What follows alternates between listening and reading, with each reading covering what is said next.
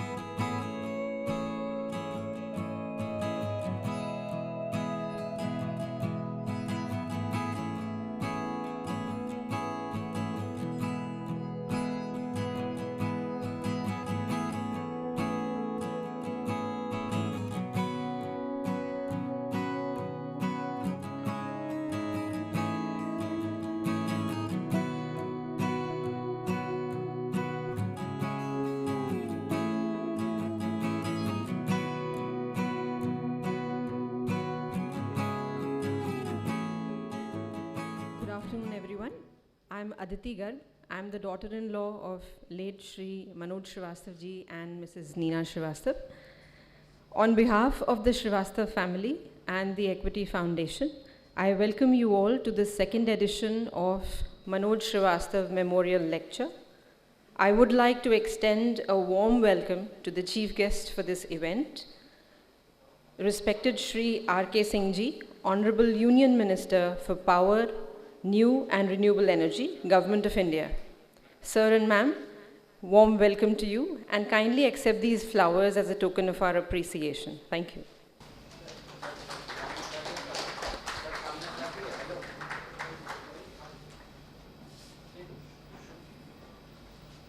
Thank you, sir. Thank you, ma'am.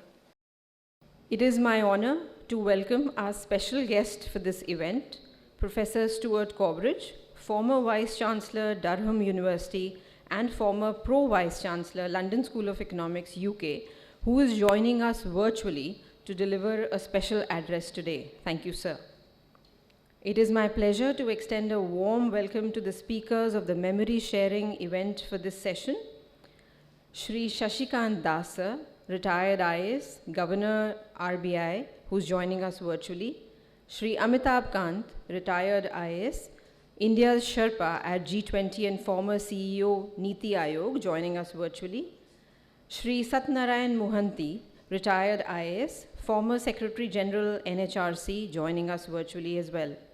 Dr. Arvind Jha, retired IFS, Principal Chief Conservator of Forests, Government of Maharashtra. Deepak Singh, IAS, Principal Secretary, Education, Government of Bihar. Shri Manikant Thakur, former Senior Bureau Chief, BBC India, and Shri Nilay Upadhyay ji, renowned writer and poet. It is my pleasure, my privilege to welcome all of you here today to cherish and honor the life and legacy of late Shri Manoj Srivastav ji through this memorial lecture, the first edition of which was held last year, where Nobel laureate Professor Abhijit Banerjee had delivered the seminal address, as many of you would know.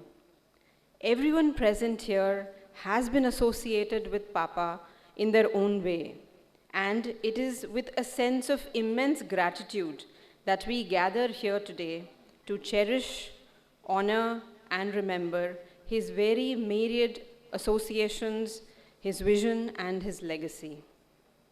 एक रोशन दिमाग था ना रहा, एक रोशन इंसान था ना रहा, शहर में एक चिराग था ना रहा. Late Shri Manoj Srivastav ji was a known polymath, an able administrator, a keen academic, an idealist in the garb of an implementer, a dreamer with the task of a doer. His life was full of vitality and vigor, his work full of passion and purpose. He donned many hats during his lifetime, but as they say, uneasy lies the head that wears the crown. On the one hand were his sterling successes, whether be it in his personal life or his professional sphere, but on the other, his trials and tribulations, his struggle both within and without. Great spirits, they say, have always encountered violent opposition from mediocre minds. Papa, nevertheless, plodded on. He was known to be a voracious writer, a brainiac amongst bureaucrats, a warm-hearted taskmaster as a boss, and an ever-involved, engaging father to his children. Many present here today have known Papa longer than I have, and perhaps even longer than the family. But the one quality that struck about him was his joie de vivre, his thirst for knowledge. He was a prodigious learner, and his willingness to learn was unquenchable. With him, everything was significant and magnificent and majestic and grand. He was driven, the way a few blessed are, by a higher purpose. His ways were methodical, perhaps due to his early erudition in the sciences. His ideas prolific, and his interests were manifold and myriad. From a prince to a pauper, he could connect with them all. When I try to recall his presence, I am often struck by how delightful and illuminating his conversations used to be. For me, he will always be the raconteur par excellence. He would regale us with stories and incidents and events and happenings. And I think what was the highlight of these conversations was always his ability to go into the most minutest of details of the most commonplace of things and come up with the most unique explanation or observation about them. I think for me that stood out the most. His sense of humor was always on point, if not infectious. But grander still was his sense of purpose and call of duty. He carried the idealism of 70s in his heart.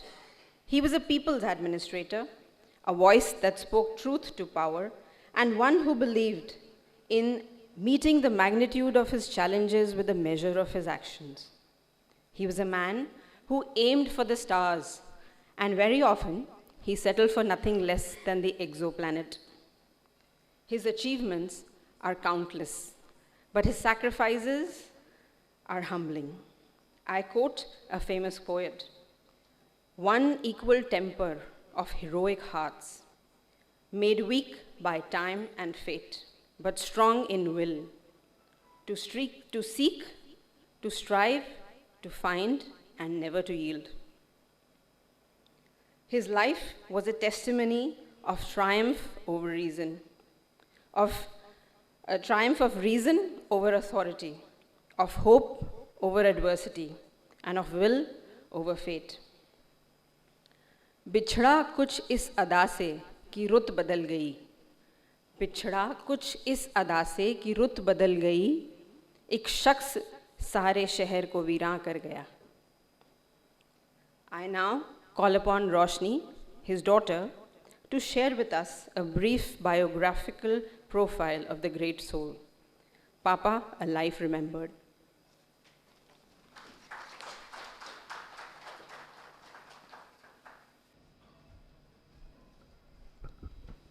Our father, late Sri MANOJ Srivastava, was born in Khagadia on 11th August 1954. He did his schooling mainly at St. John's, Ranchi, but eventually he joined KR School, Betia, where he was awarded the Raja Boy for being an all-rounder. Then he joined St. Xavier's, Ranchi, where he was pursuing BSc honors in physics. That is when his father passed away, when he was just at the age of 19 years. He secured second position in the university while pursuing physics honors at St. Xavier's, Ranchi. He was a gold medalist there. Then he switched streams. He was inspired by the JP movement and joined the Jawaharlal Nehru University and pursued MA in sociology. He funded his studies by giving tuitions, going in Vasant Vihar. Till date, he has an unbeaten record in JNU, where he pursued sociology. Even though he had a quench for academics, the situations, and his father's dream for him to pursue the civil services, that is when he gave his exams for the UPSC, and in the first attempt he cracked the IPS and joined it in 1979. Eventually in 1980, he secured third position in India and first position in Bihar, and that is how he got into the IAS.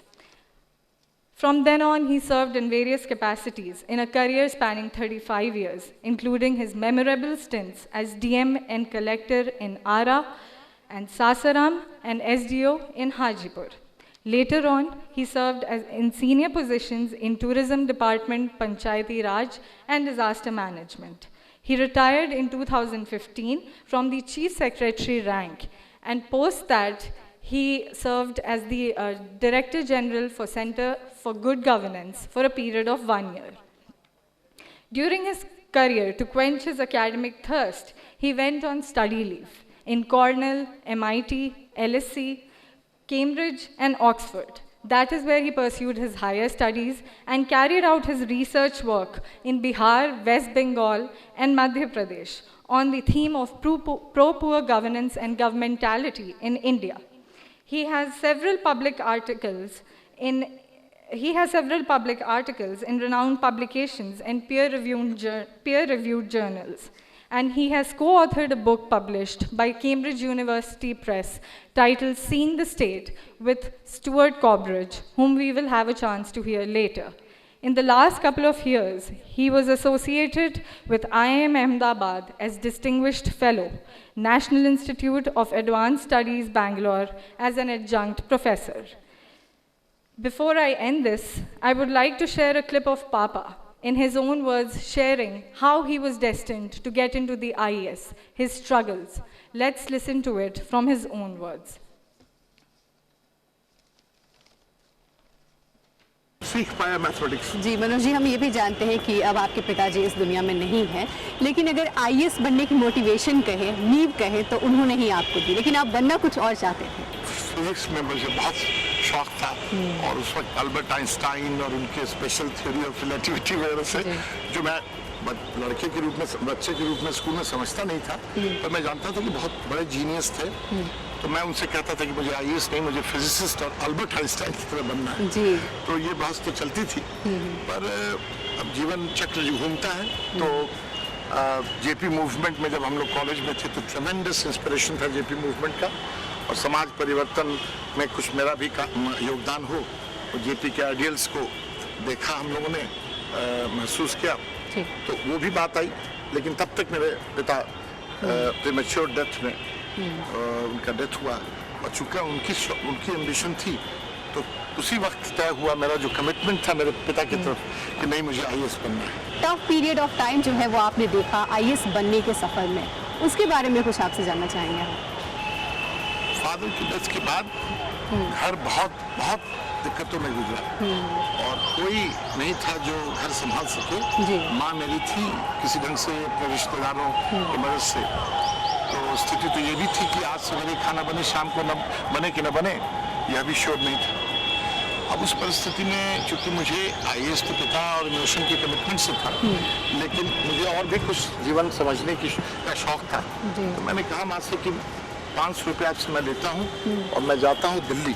और वहीं मेरे दोस्त ने कहा है कि tuition bureau होता है और वहाँ छोटे बच्चों को पढ़ाने के लिए ट्यूटर की काम मिल जाता है, तो उसको ऐसा काम मिला और मैं खुद पढ़ाई का खर्चा निकाल सकूंगा तो मैं रहूँगा, और नहीं तो मैं लौट आऊँगा।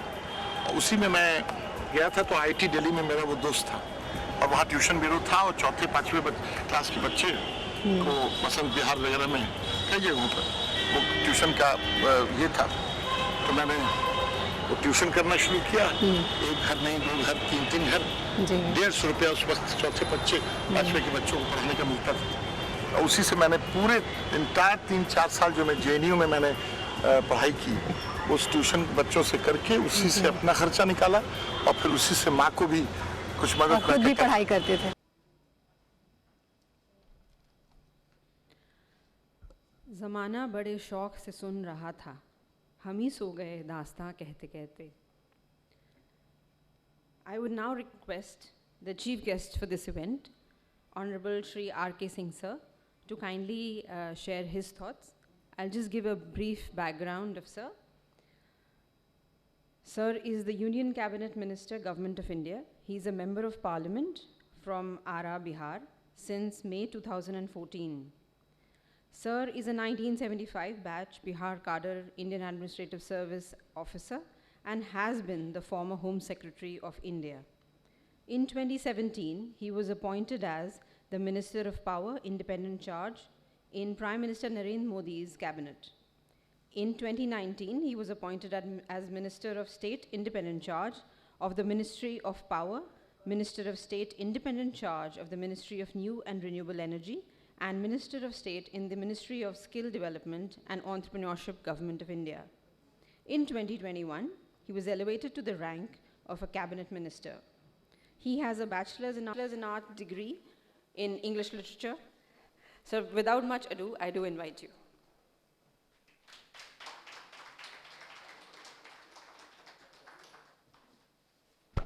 I think most people here would know me. So,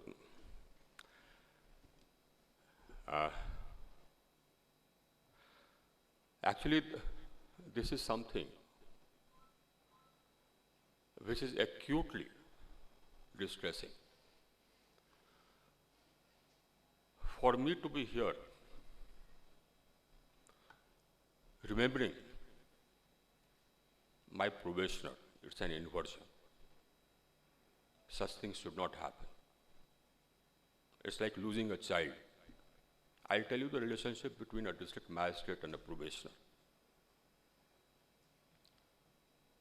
From the day the probationer comes, he sort of is with the district magistrate till, from sunrise to sunset.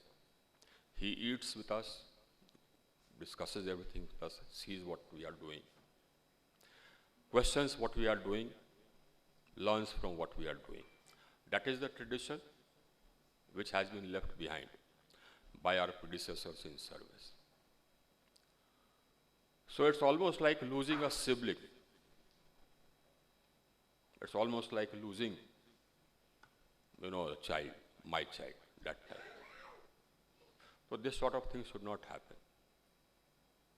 ये हमारे लिए बहुत दुख की बात। I remember, हम लोग को याद है, हमको शीला को, जो कि पहली बार आए थे, Manoj, young man, full of enthusiasm, brilliant, idealist, total idealist. अब मैं बताऊंगा, then you will understand. He is total idealist.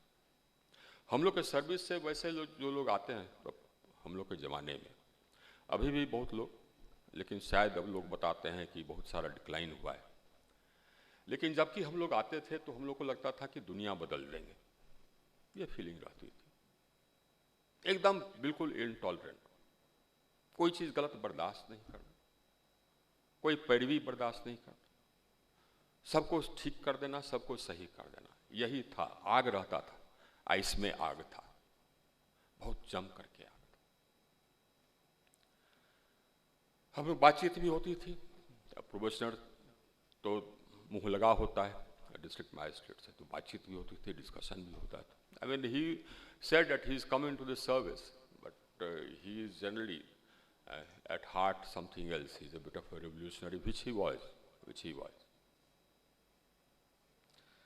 और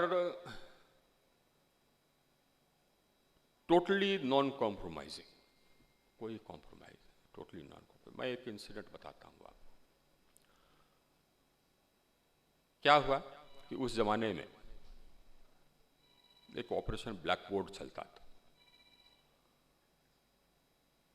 तो उसमें सरकार की ओर से सभी विद्यालयों को we used to provide blackboards, chairs, tables, whatever. Now there were reports of some corruption in that. पता चला कि जो सब बताया गया कि खरीदा गया है वो एक्चुअली खरीदा नहीं गया है। जांच वांच करवाई हमने, निकल गया, it was sort of proved that there has been corruption, goods have not been purchased, payments have been made, etc. So I lodged criminal cases against the deputy collector in charge of the development section and the head assistant section, etc., etc. But I didn't lodge a case against the person who was in overall charge. He was a deputy development commissioner. He was also in the IAS, from the IAS. I sent a report against him to the Department of Personnel here for departmental proceedings. Now, when we came back from office, we were sitting for lunch with Sheila giving us lunch. Then he said, "Ki sir, ये ठीक नहीं हुआ, आपने double standards किया." Imagine, probationer था, और हम ऐसे व्यक्ति थे कि हमको कोई कुछ बोल नहीं सकता था, इतनी नाराजगी थी जो हमको उस समय में देखे होंगे, जानते होंगे, कोई nobody had that courage to actually question me or say, but he said कि सर आपने डबल स्टैंडर्ड किया। हमने क्या, क्यों जी? उन्होंने कहा कि सर आप वो IAS ऑफिसर था तो इसीलिए अपना उनका नाम क्रिमिनल केस में नहीं दिया, उनको एक्यूज नहीं बनाया, उनको भी बनाना था। I kept quiet. He was right. So I learned a lesson. Imagine, he taught me a lesson. Honesty does not only mean, being monetarily honest. It also means being intellectually honest and being honest in spirit. That's what he taught me. I remembered that to my cost actually, because another occasion came when I had to actually file a case. It was a huge case. And then, the main sort of proponent of all that corruption was the chairman. But there was also a managing director from the Indian Administrative Service. And this was, when the government decided to supersede the cooperative institutions, because there was something called the cooperative mafia. A cooperative mafia यहाँ हुआ करता था. And बिस्कुमान है, land development bank है, state cooperative bank है, उसको लोगों ने कब्जा कर लिया था और करोड़ों करोड़ रुपए की लूट हो गई थी। उसी में क्या हुआ था कि साहब अब हमको बिस्कुमान का प्रशासक बनाया गया। उसके अध्यक्ष हुआ करते थे एक बहुत बड़े कोऑपरेटिव के हस्ती थे, नाफेड कभी चेयरमैन रह चुके थे, राष्ट्रीय स्तर के कोऑपरेटिव के हस्ती थे। और फिर हमने स्टॉक टेकिंग लेना प्रारंभ किया तो पता चला कि हाँ साहब से इतना इतना फर्टिलाइज़र आया हुआ है। उसका वेरिफिकेशन किया, फर्टिलाइज़र नहीं था। फर्टिलाइज़र पता बताया गया कि फर्टिलाइज़र जहाँ से आना था नहीं आया, तो उसको नोटिस भेजी गई फैक्ट्री को, कोई जवाब नहीं आया। आदमी गया, वो फैक्ट्री नहीं था, नॉन एग्जिस्टेंट फैक्ट्री से फर्टिलाइज़र खरीदा गया था करोड़ों का। तो हमने क्रिमिनल केस कर दिया, क्रिमिनल केस ड्राफ्ट किया।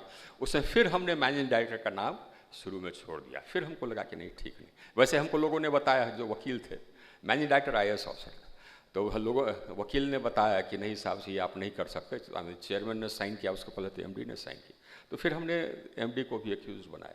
But I remembered it at that time. Now this was the principal, the type of principal which Manoj had, and the strength which he had, and the courage of conviction which he had. He was also an intelligent, totally intelligent. हमको याद है एक और vignette, I will share with you. And you could depend on him for, to send him anywhere to get an inquiry done. दूध का दूध, पानी का पानी हो जाएगा। अब इस वजह से ही हम एक इंसिडेंट बताते हैं, because that has stuck to my memory. कैसे ये कॉमन सेंस होता है। ये evaluation there, at that time we had centralized evaluation after exams, the university exams. There was centralized evaluation. So we got complaints that in the centralized evaluation some corruption was going on. People were increasing marks after taking money. तो हम लोगों ने red किया, हम थे, मनोज भी था।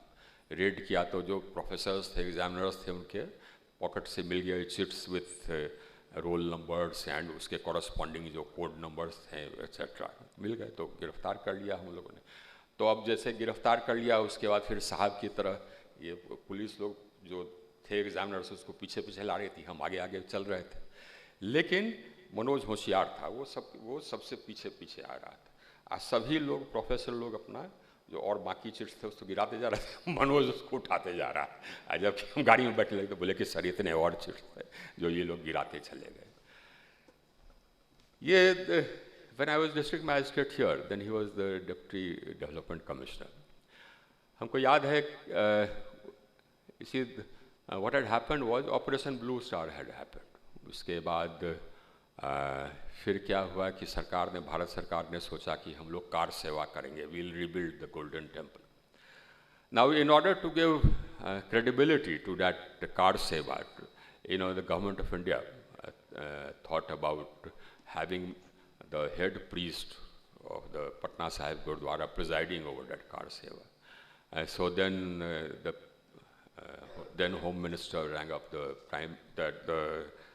Chief Minister here, and he said कि ऐसे ऐसे भाई मान सिंह हैं उसके head priest, Bhutta Singh was the Home Minister, भाई मान सिंह हैं उसके head priest, वो अगर आ जाएंगे तो कार सेवा को credibility मिल जाएगी.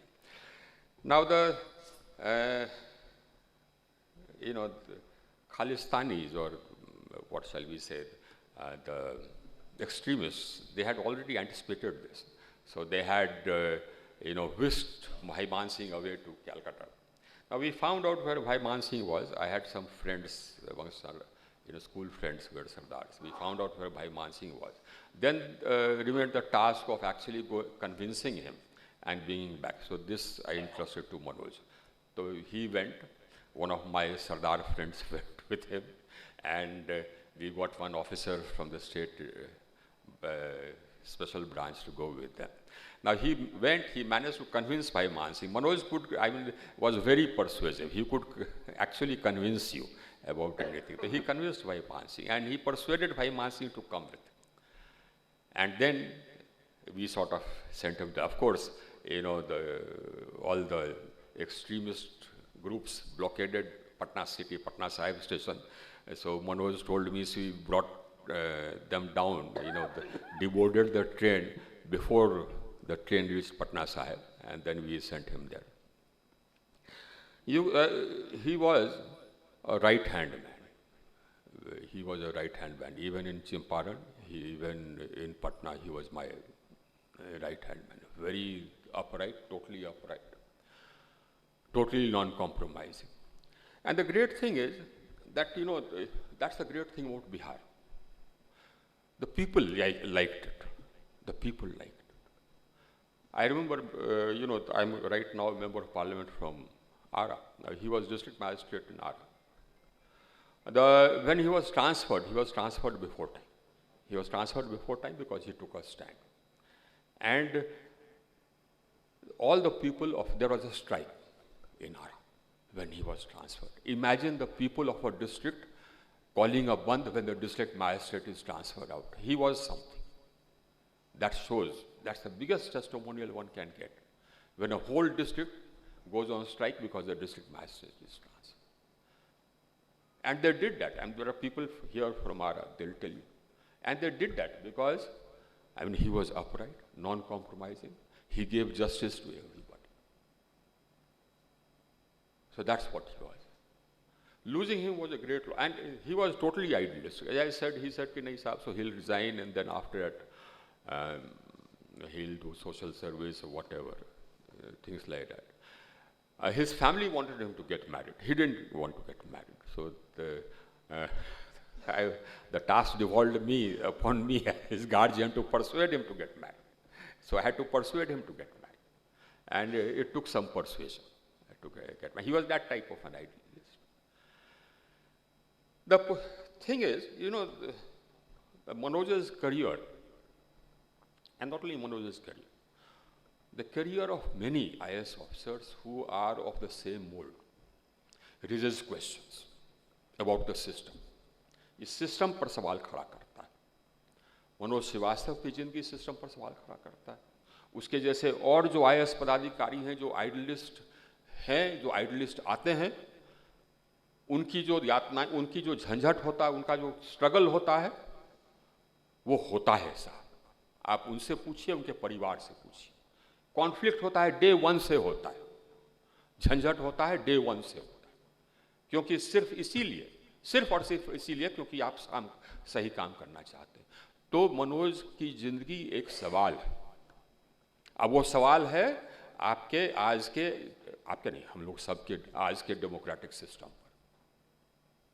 और शर्म आनी चाहिए कि हम लोग का डेमोक्रेटिक सिस्टम ऐसा है, ऐसा हो गया है, ऐसा विकृत हो गया है कि एक ईमानदार मजबूत आदमी उसको पचता नहीं।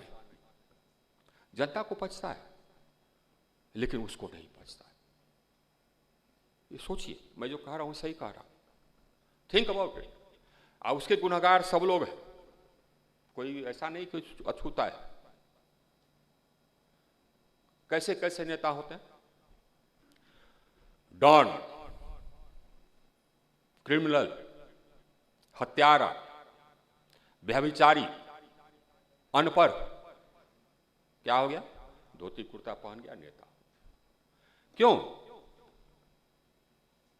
इसलिए कि लोग वोट कर देते हैं। यही मैं अपने लोगों को कहता हूं आरा में। तब कहते हैं कि बहुत भ्रष्टाचार।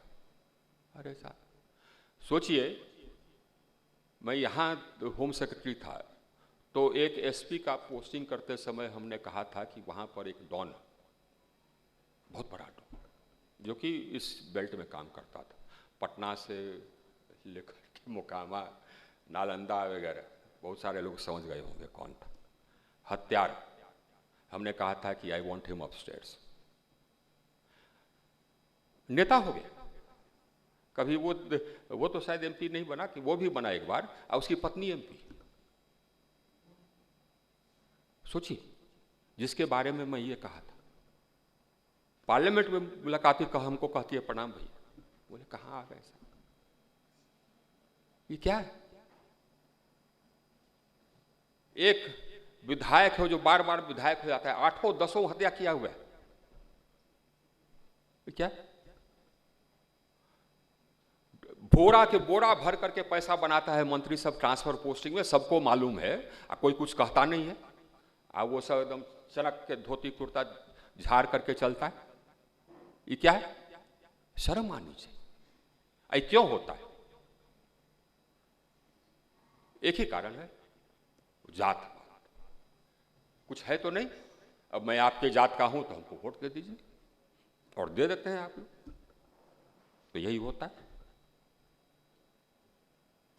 यही तो ये इस सिस्टम की विडंबना है।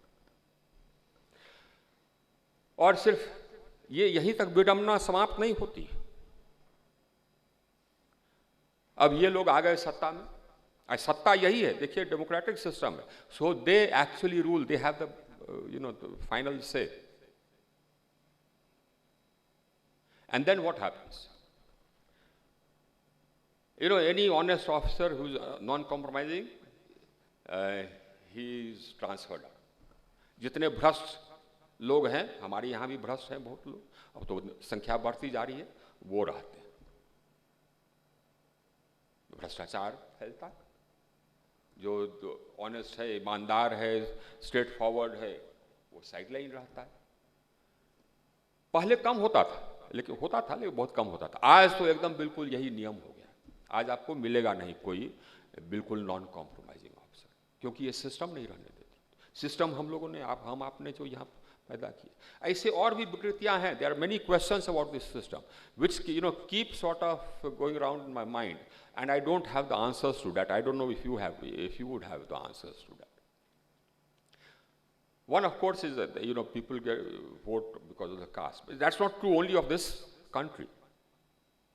This happens across the world. I mean, you had a phenomenon, you still have a phenomenon in the United States where, you have Donald Trump, who still commands a huge following. Now, why? Because of, again, a certain group which prefers him. यहाँ cast है, वहाँ race है। England में भी यही है।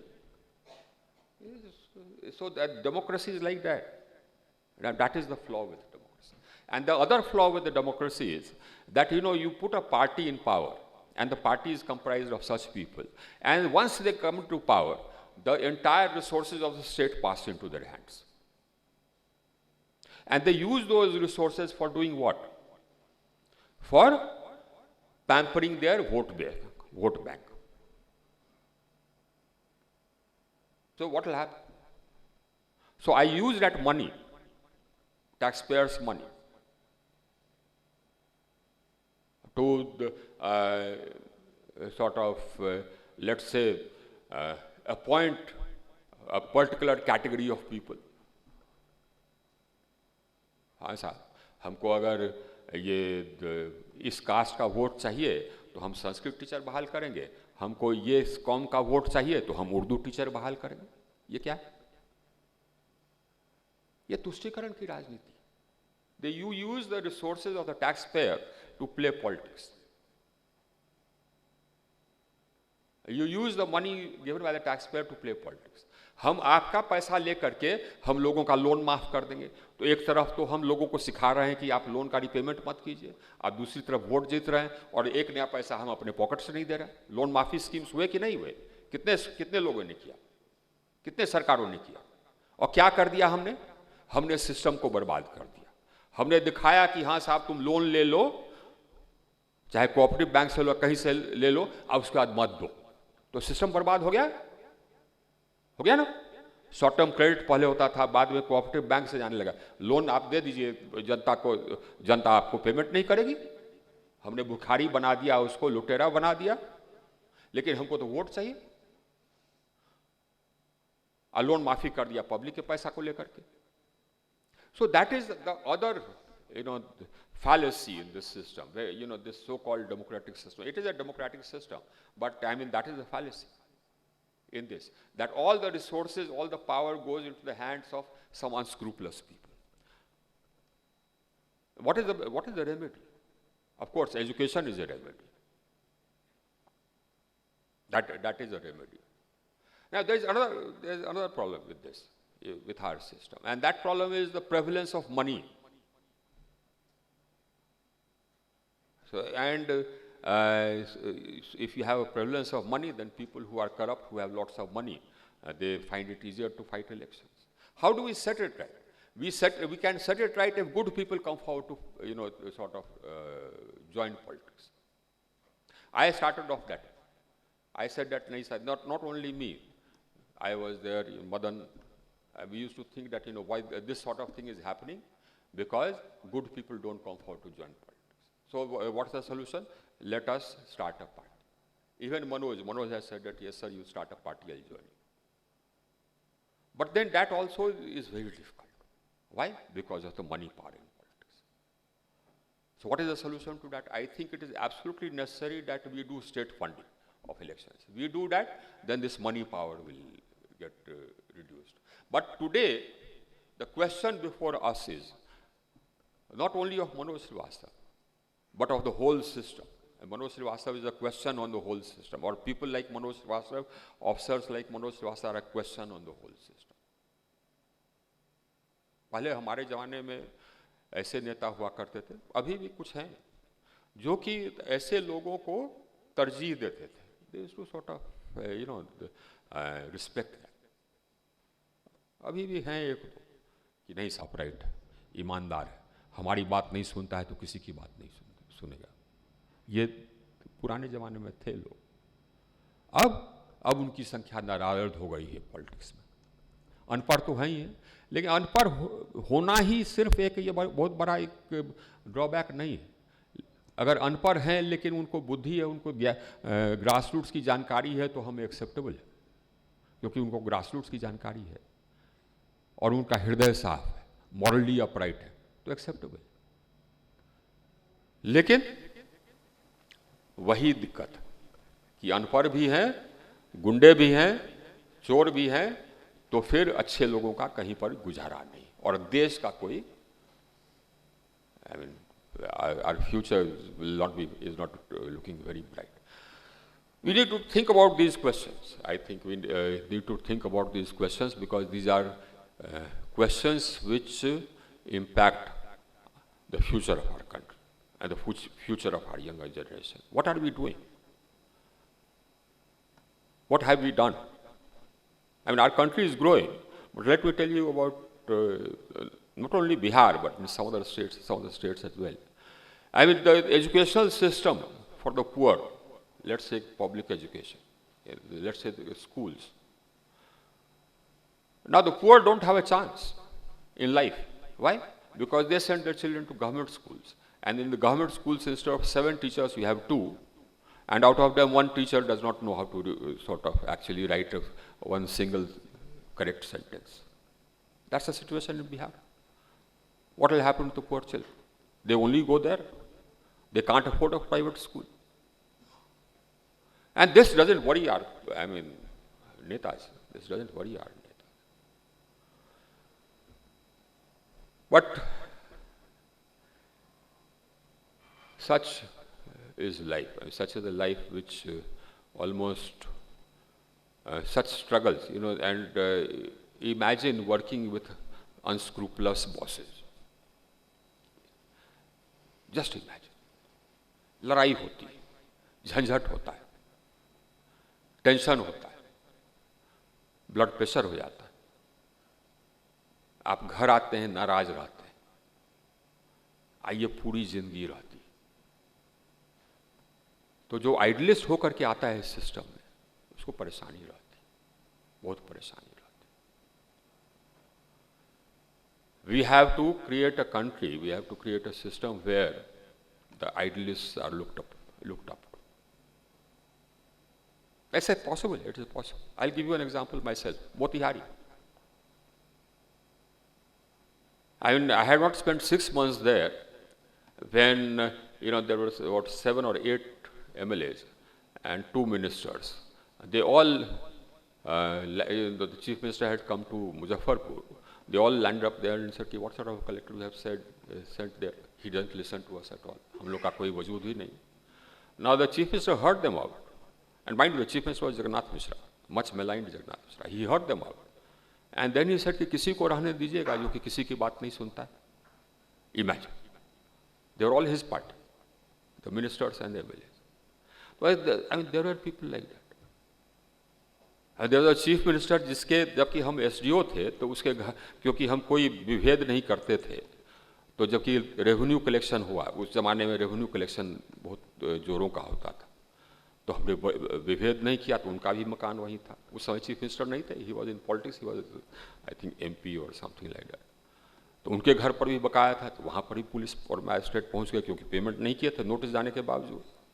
और बैल खोलने की नौबत, बैल खोलने लगे तो खैर उनके छोटे भाई आए, पेमेंट कर गए। उसके बाद वो मुख्यमंत्री बन गए, तो हमने इनको कहा कि अब पैक वैक करिए, हम यहीं थे कलेक्टर। तो क्यों? तो हम बोले कि अब ट्रांसफ़र हो जाएगा, नहीं हुआ। Can you imagine? तो ऐसे भी लोग थे, ऐसे भी लोग थे। बट अब नहीं, अब नहीं, अब एक भी नहीं। कोई नेता है ऐसा? हमको नहीं लगता। और जबकि देश में या किसी प्रदेश में ऐसी स्थिति हो जाए जबकि ईमानदारी का कदर नहीं हो, तो उसका भविष्य अंधकार में है। इसके बारे में सोचिए। I miss Manoj every day, I miss Manoj every day, क्योंकि there was, it's just not right that somebody so young should pass away. It's just not right, and somebody so promising should pass away. It's just not right. Thank you.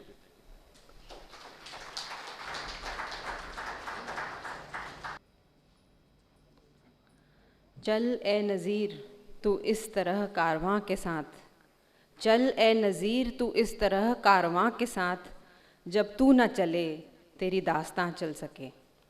Thank you, sir, for a very engaging, a very thought-provoking, a stimulating piece of sharing your thoughts with us. It is always a delight to know that Papa shared the finest qualities of head and heart, and what stood him out in a crowd was that he was able to think not only for his time, for himself, but for all times and for all the people whose lives he touched. Thank you so much. I would like to now introduce our next speaker who would be delivering the special address for this event, Professor Stuart Corbridge. Professor is a British geographer and an academic specializing in geopolitics, development studies, and India. From September 2015 to July 2021, he was the Vice Chancellor and Warden of Durham University, UK. And from 2013 to 2015, he was the Provost and Deputy Director of London School of Economics. He has also been the Professor of Development Studies at LSE. He has held various academic positions in many universities across different continents. Sir has had several major contributions to international development theory, beginning in 1986 with his critiques of radical development. His empirical work is on peasant economy and rural development and the nature of Indian state that undergoes transformation as a new economy. His association with Papa has been old, of over 2 decades. He knew him since the Cambridge University research project, which both of them undertook together, that resulted in the publication of a book that was co-authored titled Seeking the State. Not only did they share huge mutual respect for each other, but they have often looked upon each other as almost family.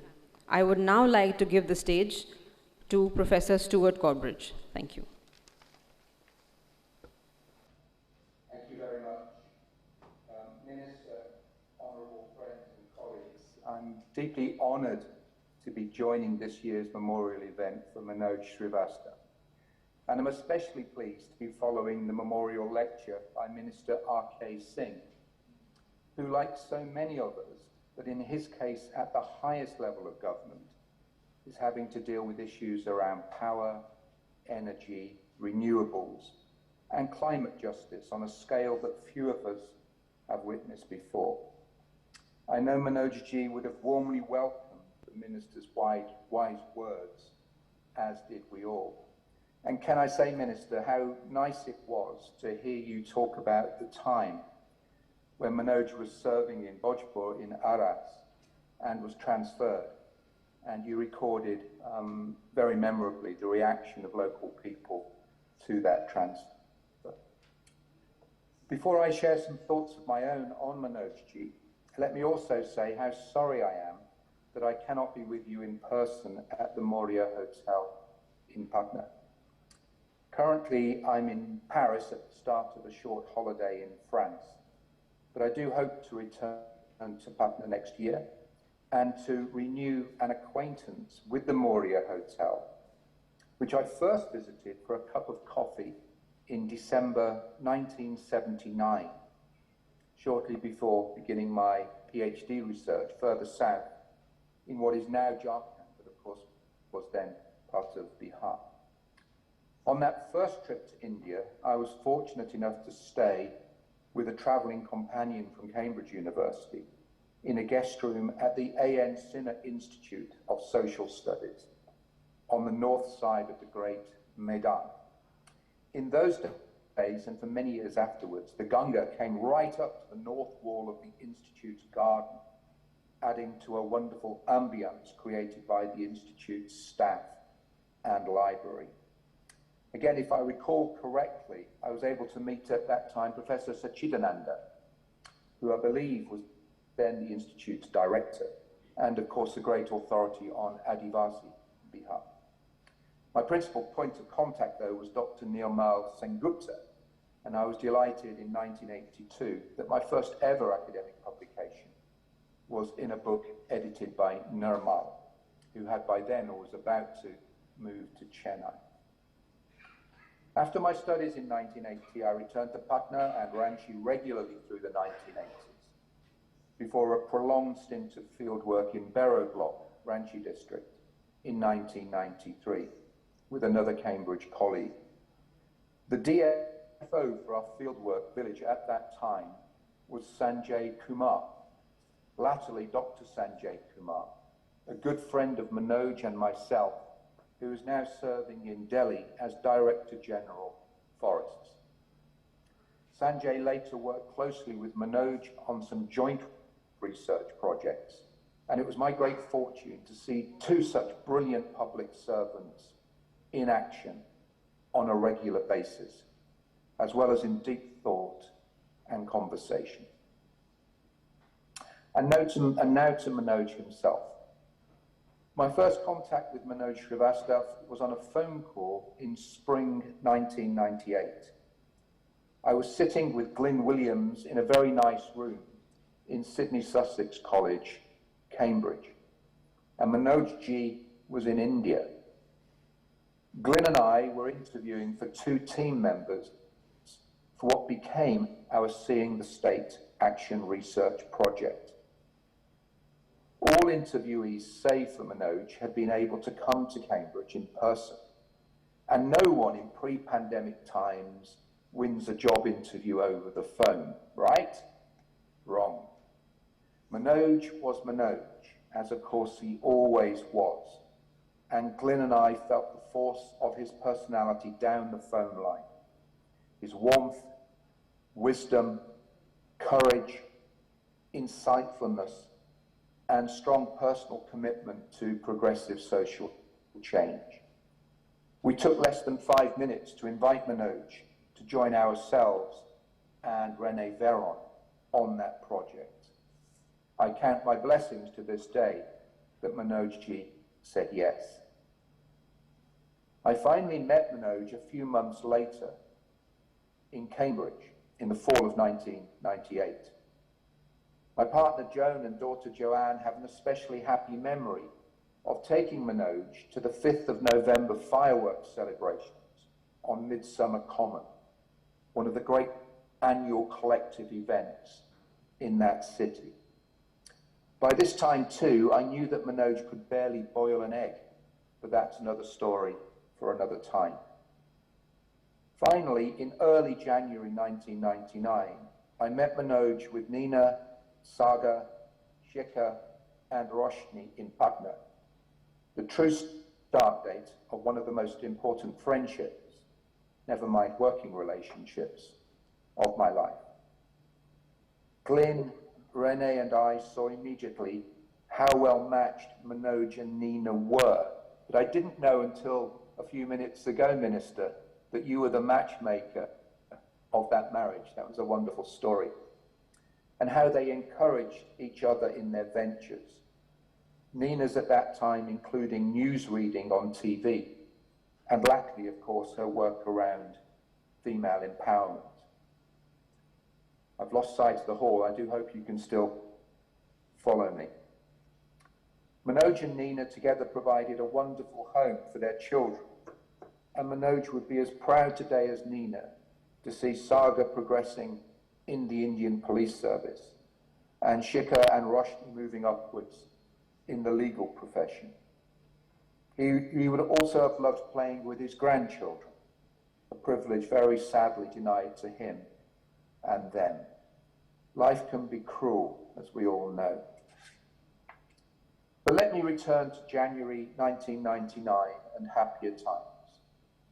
Over the next few months, including many wonderful planning days in Patna, the four of us in the research team honed our research questions and methodologies and agreed our primary field sites in 5 village block districts of Bihar, Jharkhand, as it was very soon to become, and West Bengal. We also agreed that our work would have a primary focus on how poorer people saw and engaged the state around the Employment Assurance Scheme, primary education, and their interactions with government officers in the police, forest, and border security services. Wherever Manoj and I were in Hajipur, and to a large extent also in Bhojpur, he would be widely recognized and widely known for being the fiercely fair and incorruptible IAS officer who had earlier bucked so many governance trends in his native state. Manoj Ji was a big presence in every way, big man, as you all know. I recall once being on the north bank of the Ganga in Hajipur, in a prospective field village, not one that we actually settled on, the location was beautiful. When an exasperated Rajput farmer declared that the chief minister then was, and I quote, worse than Hitler, worse even than Sikandar. I also recall meeting Lalu Prasad Yadav at least twice with Manoj and enjoying our conversations with that extraordinary man and some members of his family. But again, that's another story for another time. With Manoj, there will always be other stories of Manojji as an officer and government servant, as a great thinker and proud member of academic communities at JNU, MIT, Cambridge, and LSE, where I later worked with Manoj on issues relating to primary education in Bihar and Madhya Pradesh. And as a friend and family man, something I will come back to shortly. Lastly, though, before turning back to friendship, let me acknowledge that this memorial event is taking place 2 days before the 75th anniversary of India's independence from British colonial rule. During that time, many distinguished politicians and public servants have had to make some extraordinarily difficult decisions to take India forwards, starting with Ambedkar and Nehru, and of course Patel and Gandhi at the time of the Constituent Assembly debates that ran from 1946 to 1949. I mention this now not only to hail India's achievements since independence, though these have been many and clear to see for those of us visiting the country over a period of more than 40 years, but also to salute those politicians and public officials who are able to combine rigorous, clear, and critical thinking with a disposition to act wisely, moderately, and inclusively in a world marked still by division, privilege, and imperfection. Academics have many virtues, I say modestly, but some academics are inclined to critique the world as it is, without suggesting how in practice it might be made less imperfect. Manoj Srivastava and the minister was not this way inclined, and nor have India's greatest leaders been that way inclined. Manoj was always a first-rate thinker, but his overriding commitment was to making a difference and to the cause of social justice. 75 years ago, the Prime Minister of the United Kingdom was Clement Attlee, and I'm minded today of his rejoinder to colleagues in London on his left flank and to his right when he was negotiating a loan agreement with the United States government in 1945. The critics could shout, said Attlee. We had to run things. Exactly so. The minister knows this, of course, and so did Manojji. Manoj was a progressive, but not an idealist, and therein, for me at least, lies an important distinction. Manoj was committed to getting things done, and he did so brilliantly. He took the side of the poor and the vulnerable, and he set about providing poorer households with resources for their own empowerment. Crucially, he never put himself first, only those he served. Still and all, for all these great achievements and qualities, it is as a friend and family man that I will always remember Manoj best. Yes, Manoj was a wonderful academic colleague, brilliantly gifted, and always innovative. Yes, too, his appetite for work was enormous and continued after his retirement from the IAS, by which time his primary affiliation was with the Indian Institute of Management in Ahmedabad. But to me, Manoj was always one of my very closest friends, someone I turned to as my life took swings upwards and downwards, as I believe he sometimes turned to me when his life also pitched one way and then another. Manoj Ji was like a brother to me, a brother I never had. I loved him dearly, and if there is a silver lining in his passing, and there really isn't one, I'm at least pleased to say that the last time Joan and I were with Manoj was in Patna, in the Moria Hotel again in 2018 for Shikhar's wedding, with Nina and all of his family around him. It was a truly wonderful occasion, and Joan and I were deeply touched to be made so much part of the celebrations. And now we have to move on. Manoj was always deeply proud of all that Nina and their children have achieved and will go on to achieve, as well he should have been. And Nina and the family were just as pleased, we all know, to be in the company of this truly amazing man, this hugely charismatic, deeply ethical, determined, rigorous, clear-thinking, humorous, brave, generous bear of a man that we were all so honoured to know and love. Manoj Ji, I loved you as a brother, and I continue to miss you very deeply. Take care, everybody. Stuart.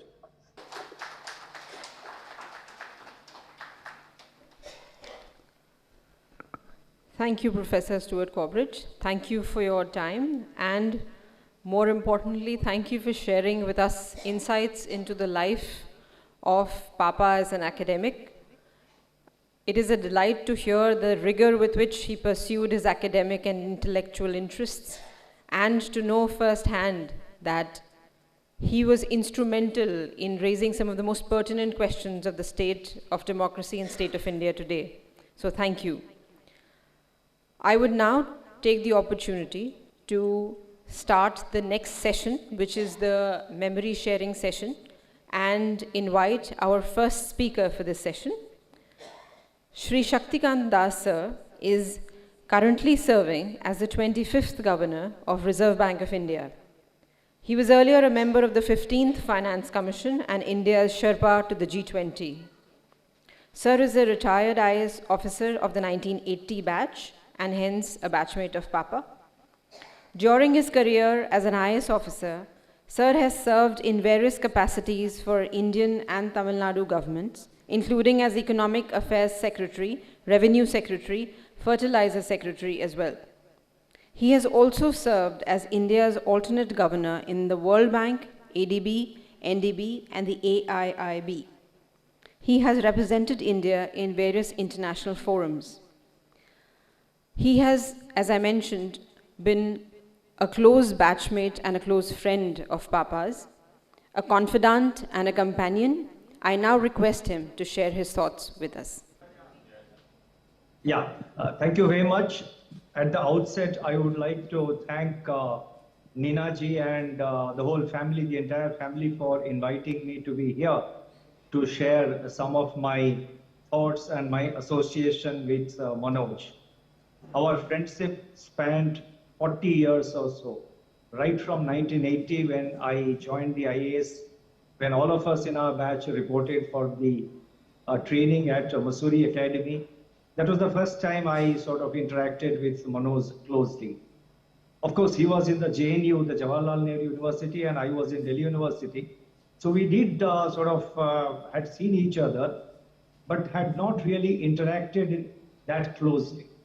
So 1980 September brought us together, and that started a friendship, a very close friendship, and an understanding which lasted for 40 years.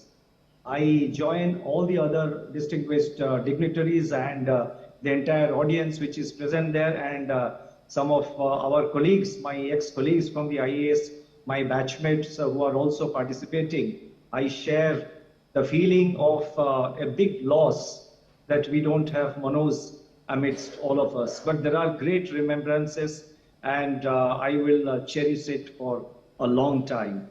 Now, there are 4 aspects which I would like to mention, and I shall be very brief because there are others also to follow. Now, the first aspect I would like to highlight is Manoj at the Academy. Now, it was very evident right from those days that Manoj was indeed a great scholar.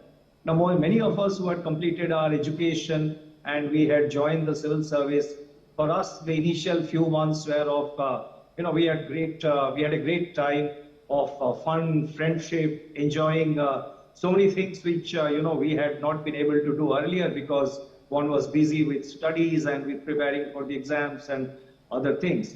So in academy, there was a sense of, there was a sense of new satisfaction. And but Manoj was right from that time. He was always a scholar, and I think very rarely I saw him in the academy without having a book in his hand, and that became a point for many of us in the batch to always pull his leg and say that, look, buddy, there are other things in life, but he did not miss out in other things. So he was always, he was always with a book. Some new idea was always working in his mind. He always had a new thought, and he was always prepared to enter into deep discussion on any issue, be it some land issue, or be it the issues relating to rural development or agriculture, or the anti-poverty programs. I mean, these are the areas where he had great interest. So even at midnight, even at 11:30, 12, even at midnight, Manoj was ready to enter into a very serious discussion with those issues. And that really impressed me a lot, because it was not just, his understanding, but I think the amount of the involvement and the seriousness he displayed in all these discussions, in all his thinking, I mean, that was immense. And I must say that I'm not saying it because I am participating in an event today where we are remembering Manoj, but I always looked upon him, as a source of inspiration, and he inspired many of us with his level of commitment. That's the first thing I wanted to say, Manoj, at the academy. Second aspect I wanted to say was that Manoj always had his heart and soul in Bihar. He displayed a great amount of commitment to do something good for Bihar. And, at times I would ask him that, look, Manoj, you are a part of an All India service, so why are you so attached to Bihar? Then he would, in his inimitable style, would say, "Ki boss, Bihar needs a lot of development. There are lots of challenges," and he displayed a great understanding about the development challenges which Bihar faced in those days, and that was 1980-81. So the kind of challenges Bihar had even from that time, he had a very deep understanding of the various facets of the development challenges which Bihar faced. He had a very deep understanding of sectors relating to land holding, land reforms, agriculture, rural development, and many of the things which he had shared during that, during those days in academy and thereafter during the service. Whenever we met him, he always was prepared to have a very deep discussion about Bihar. And many of the things which he had told me about the land holding issues in Bihar, the issues relating to agriculture and rural development in Bihar. When I became a part of the finance ministry in central government, and thereafter I became a member of the 15th Finance Commission, I realized that indeed Manoj, had a depth of understanding, which which I really truly appreciated and realized when I came to the finance ministry in Delhi, and then when I became a member of the Finance Commission. And he always had a very high level of commitment. He was very serious and keen to do something great for Bihar. The third aspect I wanted to mention was Officer Manoj. Now, Officer Manoj, I think many of you who are sitting in the audience, I mean, some of you belong to the government, to the civil services, and you would have seen Manoj in much closer quarters, being from Bihar. And his track record as a civil servant was excellent. He displayed the highest level of commitment, depth of knowledge, and understanding of issues, and above all, he displayed a very high level of integrity. That is what I think the professor was mentioning earlier, and one of our eminent members, former members of the Indian Civil Service, the Honorable Minister, Shri R.K. Singh, he is also participating in this event, and I'm sure he is more familiar and more aware of the kind of contribution that Manoj made to to the civil services and to the administration of Bihar. The fourth and the final aspect I would like to mention is Manoj, the person. I mean, despite his high intellect, despite his scholarly abilities and his integrity, his seriousness, Manoj always had a very lighter side to him. And he had a great sense of humor, which was very subtle. He had the, ability to accept, the most satirical jokes at his expense. And that requires a lot of self-confidence to acquire jokes when somebody is pulling your leg or making fun of you. And of course, it was all done in good spirit and with good humor. But he displayed a great, not only he had a great sense of humor, which was very subtle, but he had the ability to accept jokes at his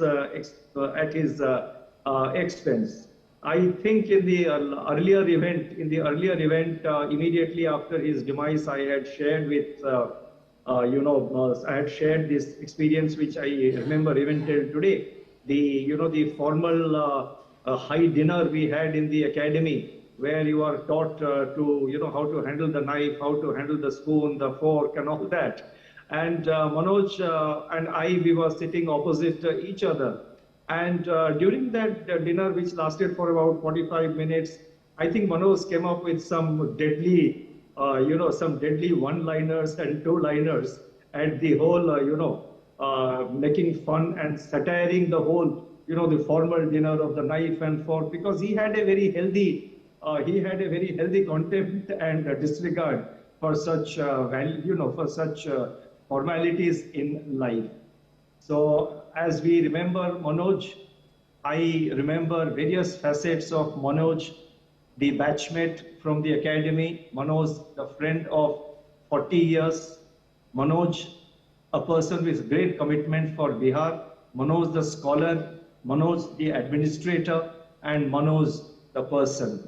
I cherish a lot of excellent memories with Manoj, and I once again thank Nina ji and for the whole family, and to the whole family for inviting me to be here and share some of my experiences and thoughts. I very much wanted to be in Patna. I could not, but look forward to a future occasion. So I will stop here and thank you once again, everyone. And let us remember once again Manoj for all the good things, for all the great things that he did, and what a wonderful person he was. Thank you. Namaskar.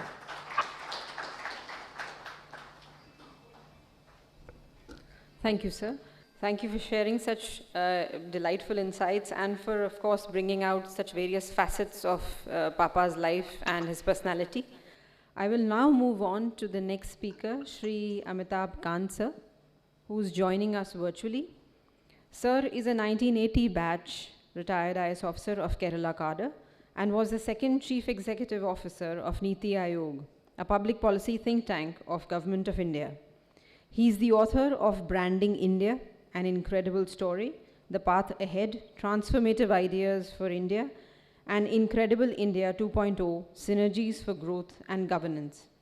Sir has been the chairman of the Empowered Committee on the Transformation of Aspirational Districts program of the Government of India as well.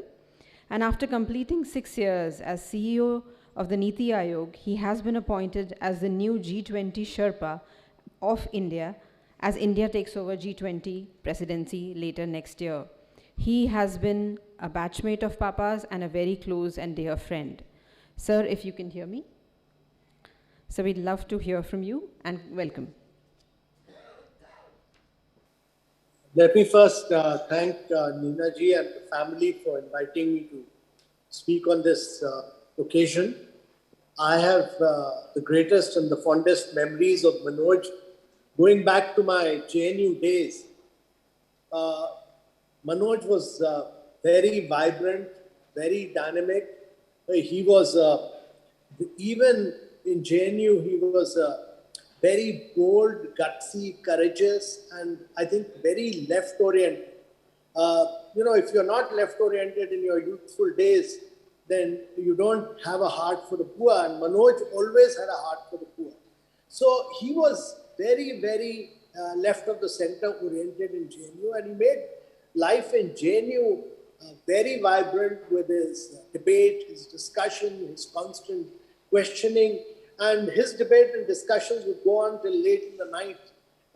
So Manoj was a remarkable person in JNU, and I'm truly delighted that JNU has now instituted the Manoj Srivastava Memorial Gold Medal to the topper of MA in Sociology program.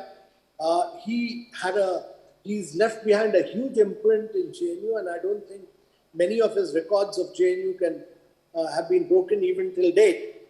Later, when he joined our batch, in my memories of him as a probationer is that he was full of fire, he was full of idealism, he was never a status quoist, he was a change agent always.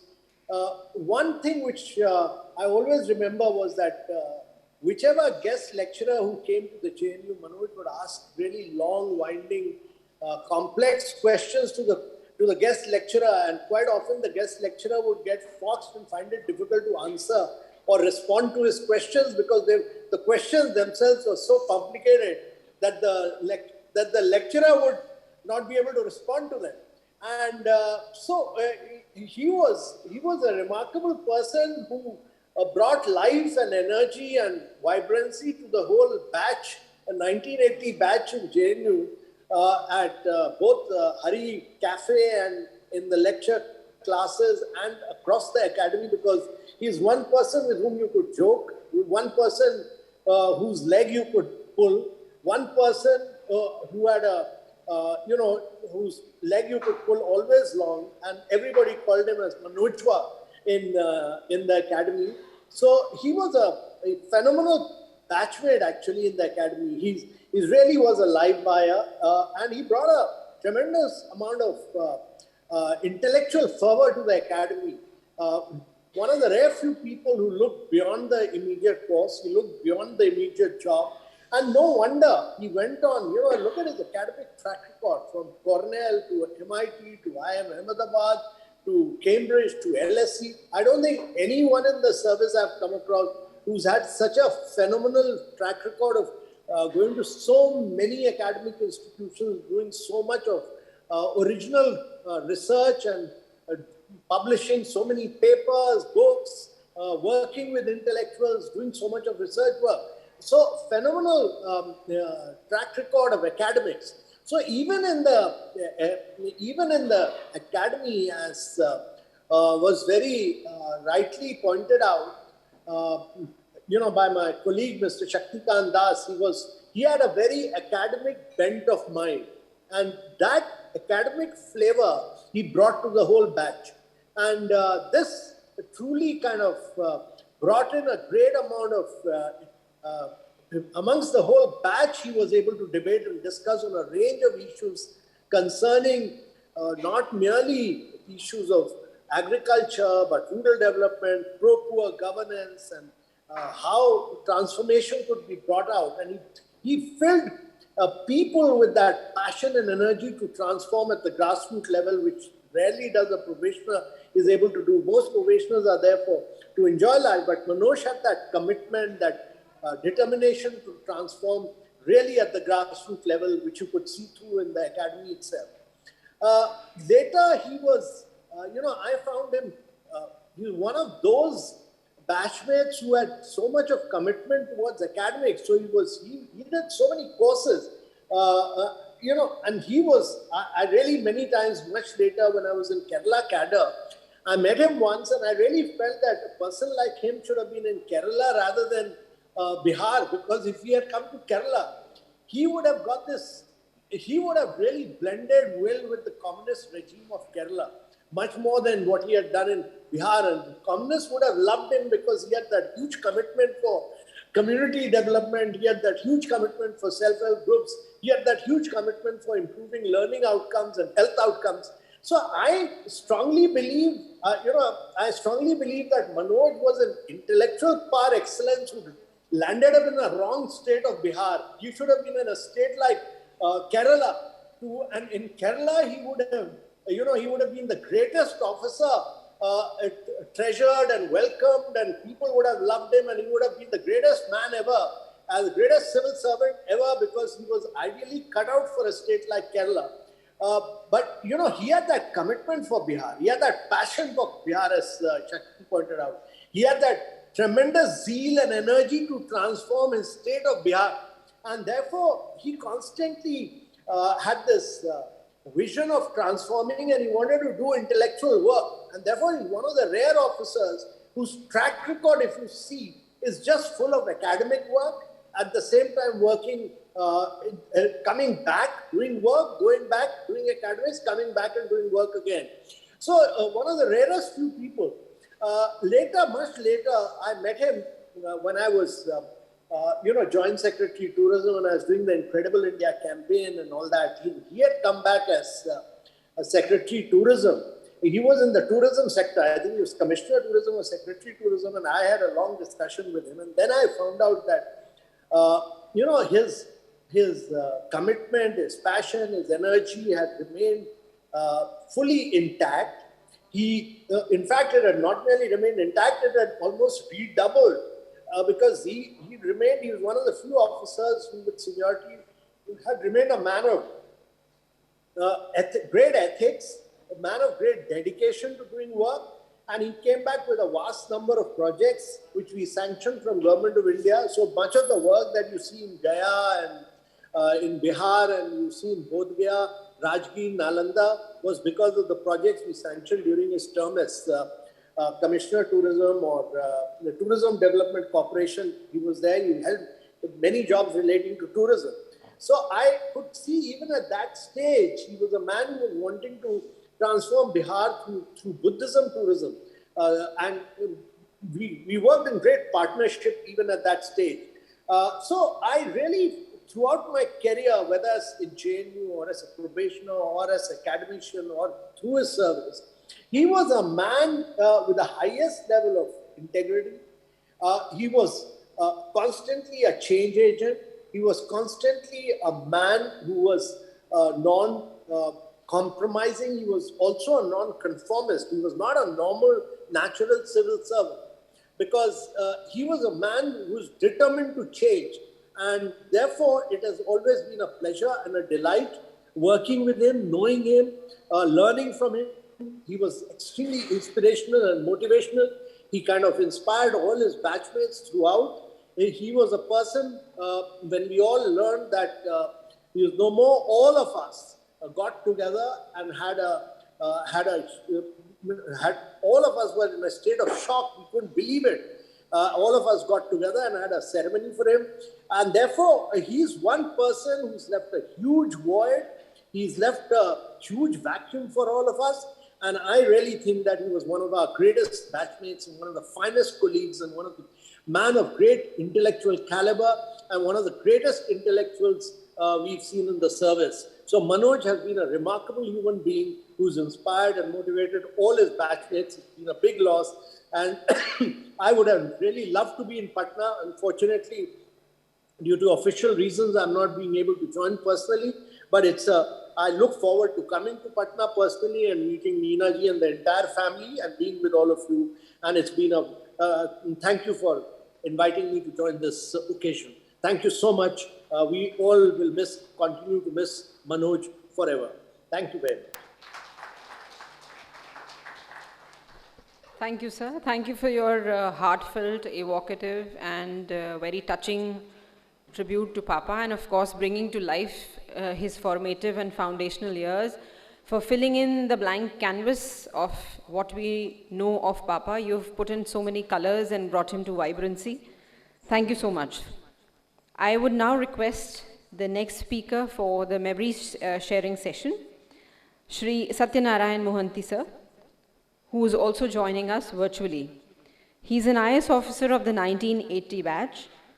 Sir has served as Secretary General of India's National Human Rights Commission, Prior to his appointment to the NHRC, he worked as Secretary, Department of Higher Education, Ministry of Human Resource Development, Government of India. He has had 2 master's degrees, one in English and Economics, a master's in Public Administration from John Kennedy School of Government, Harvard University, and an LLB from Osmania University. Needless to say, he's a batchmate and a very close friend of Papa's. I do remember being told and recounted that he happened to be on the same train with Papa when they were reaching Mussoorie, Labasna Academy for their probationary training. So hence, he knows him from early days, and their association goes back to the JNU days when Papa was a student there. Sir, I now invite you to take the stage. Thank you. Thank you, Ninaji, and thank you to the family. I still remember both me and Manoj traveling together in the train, and when he got down, I told Manoj, I'm repeating what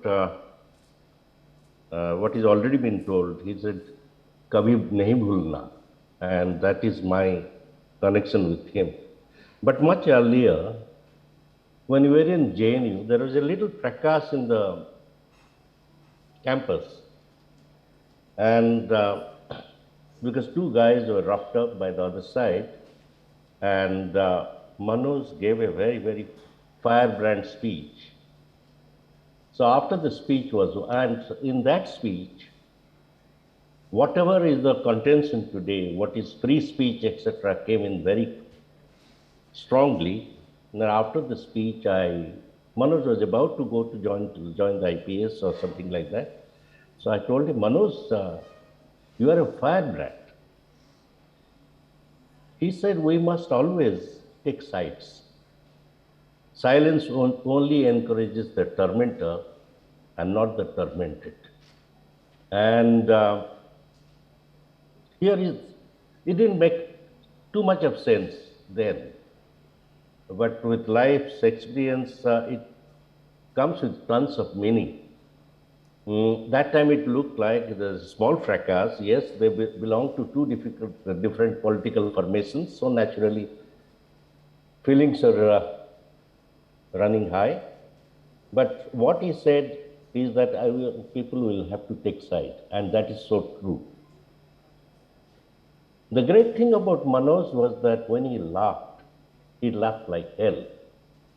When he got angry, he could get good and angry. He was alive. And he remained that till the end. And maybe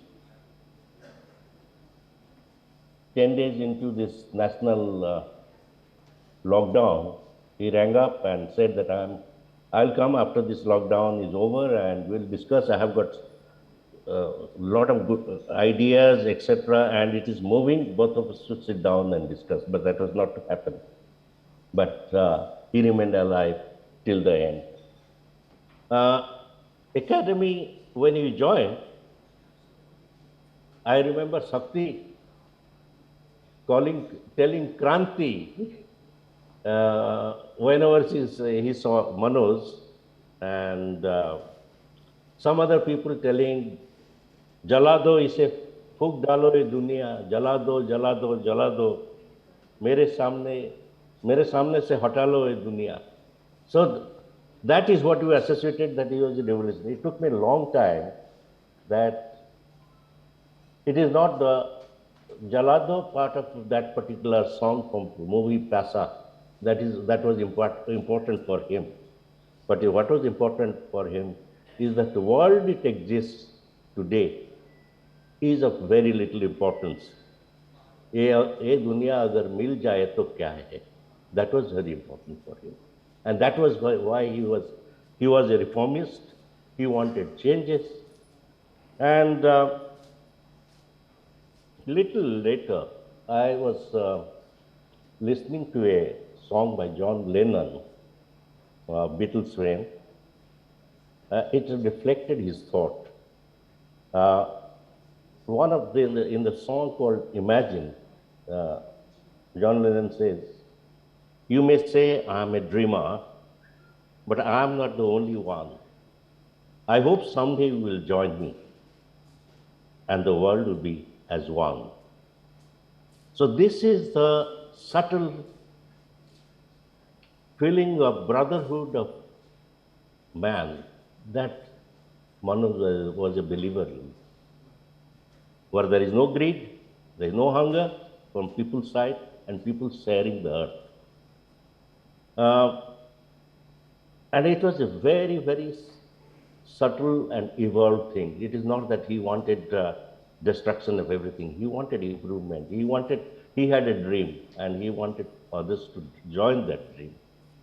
I remember in the academy, Amitabh has averred to that he used to put very complicated questions, even for the speakers. And the question was to Raja Ramanna, late Sri Raja Ramanna. And the question was long. And Raja Ramanna was also fairly old, retired, and those days. Then he asked, "What is the question?"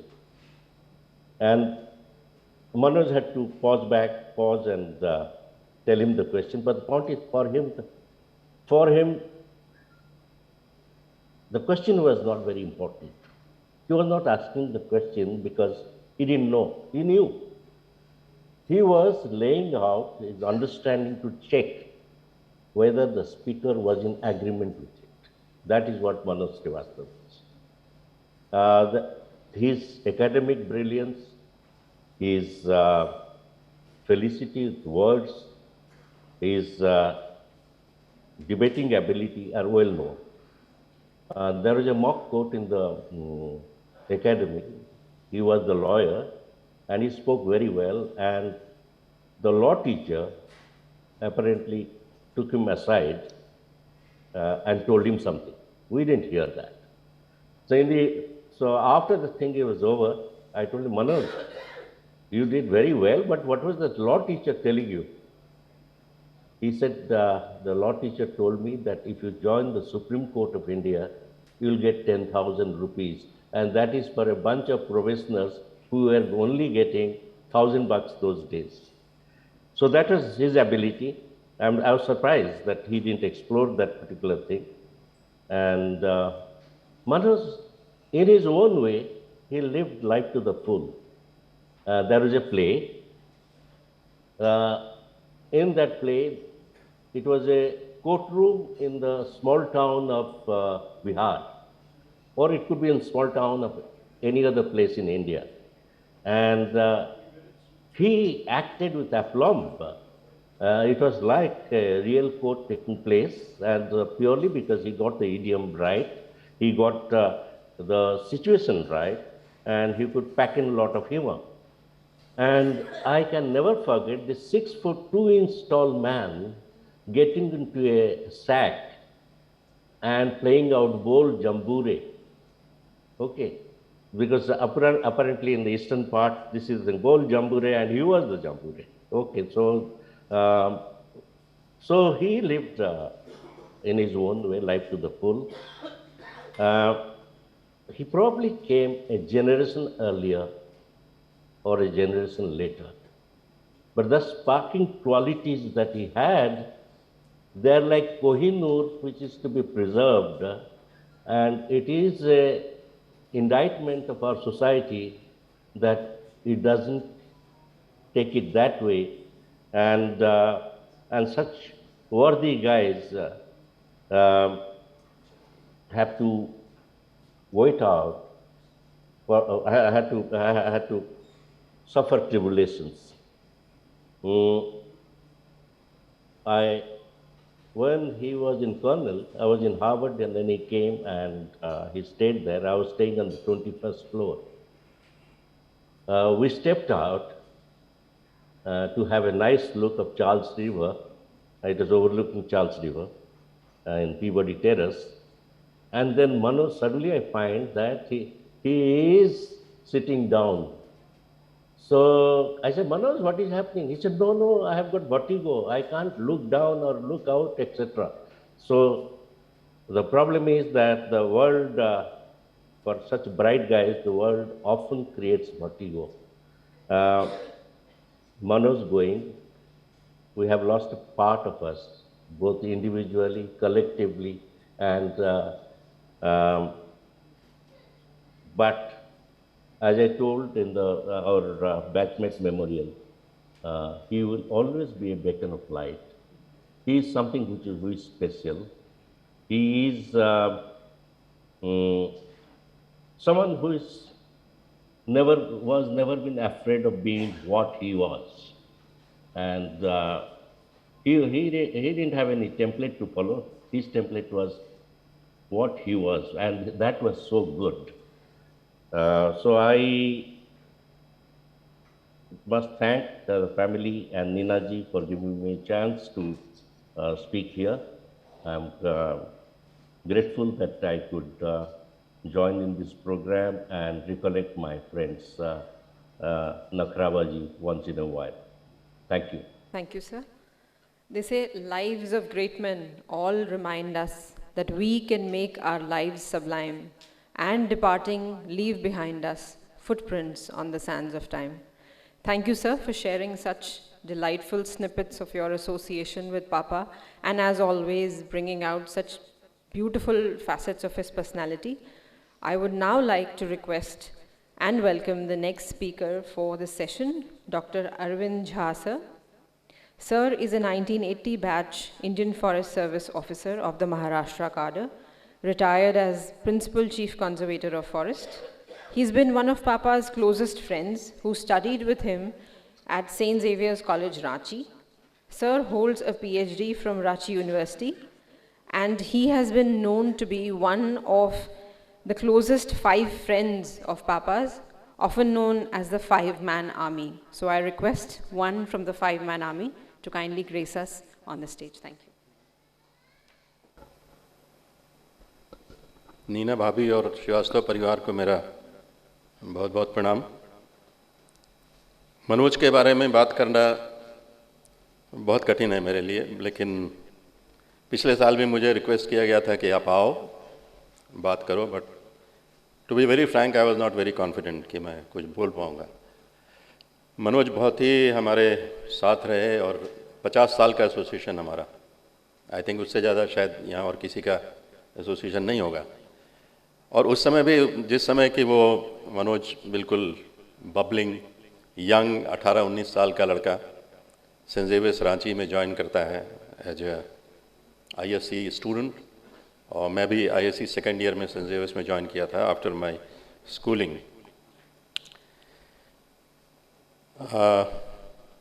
एक आकर्षण था मनोज में, सभी जुड़ते थे उनके साथ, हम लोग भी जुड़े। और जैसा बताया गया अभी कि 5-man आर्मी उन्होंने बनाई, हम लोग लकी थे कि वो 5 लोगों की उन्होंने एक आर्मी बनाई जिसमें हम भी थे, मैं भी था। और बहुत एक तरह से हम लोग कुकून में थे। जब स्कूल में रहते हैं तो बहुत ज़्यादा पॉसिबल नहीं होता है कि हम खुल के बात करें, क्या करें। कॉलेज आते के साथ एक नया दायरा मिलता है, और वहाँ पर आकर के जब मनोज जैसा साथ में हो तो आप बहुत सीखते हैं, और हमने भी बहुत सीखा। मनोज के साथ जिया मैं, हम लोगों ने कॉलेज की ज़िंदगी उसके साथ जो जी, मुझे नहीं लगता कि उसके अलावा और कोई होता तो इतना हम कॉलेज के जीवन का लुत्फ़ ले सकते थे। और ख़ास करके इस तरह से कि एक बहुत ही बहुआयामी प्रतिभा जिसको बोलते हैं, multi faceted personality he was. And right from the beginning, many of the things that his batchmates are telling, we could experience them right at the college stage. Like his dedication to work, his feeling that he should go deep into everything. He was a dramatist also, and in St. Xavier's College he used to write, he used to write the dialogues, he used to act, he used to direct, he used to select the पात्र जो चुनते हैं वो भी चुनते थे वो। और फॉर्चुनेटली हम ये पांचों उनके ड्रामे में रहते थे, and that's how we also jelled very well. लेकिन उसमें as a director apart from the fact that he was a great writer, he also used to write poetry and wonderful ones. तो जब वो हमको बुलाते थे एक्टिंग करने के लिए, तो ही यूज्ड टू एनैक्ट हर पात्र को वो एनैक्ट करते थे, and he used to tell कि देखो ऐसे ये ऐसे होना है. तो उसमें सबसे इंटरेस्टिंग चीज़ एक बार ऐसी हुई कि उनके जो बॉस थे, एक वन एक्ट प्ले था, हत्या नाम था उसका. So his boss was suppose to be pipe पीने वाला बॉस था वो. तो मनोज भाई ने एक पाइप का इंतज़ाम किया और उसके बाद उन्होंने बताया कि इसको कैसे हैंडल करना है, किस तरह से स्टाइल देना है. एंड टू द एक्सटेंट कि जिनको रांची मालूम होगा, वहाँ पे रांची में एक उस समय का सबसे बड़ा स्टोर हुआ करता था मेन रोड के एंड में. तो फिरालाल के वो जो किनारे किनारे जो बना हुआ था उनका बाउंड्री, उस पर बहुत ही स्टाइल से पैर एक ऊपर करके ऐसे करके, and he used to just start as if he smoking. और वो हमको सिखा रहे थे. जो बाहर के लोग थे वो कभी देख करके बोलते थे क्या लड़का है यार, ये क्या भविष्य होगा इसका, अभी से पाइप पी रहा है, क्या करेगा, what will happen to this boy, he seems to be a spoiled child, brat. But he definitely, I must say, बहुत लोगों को उन्होंने गलत साबित किया.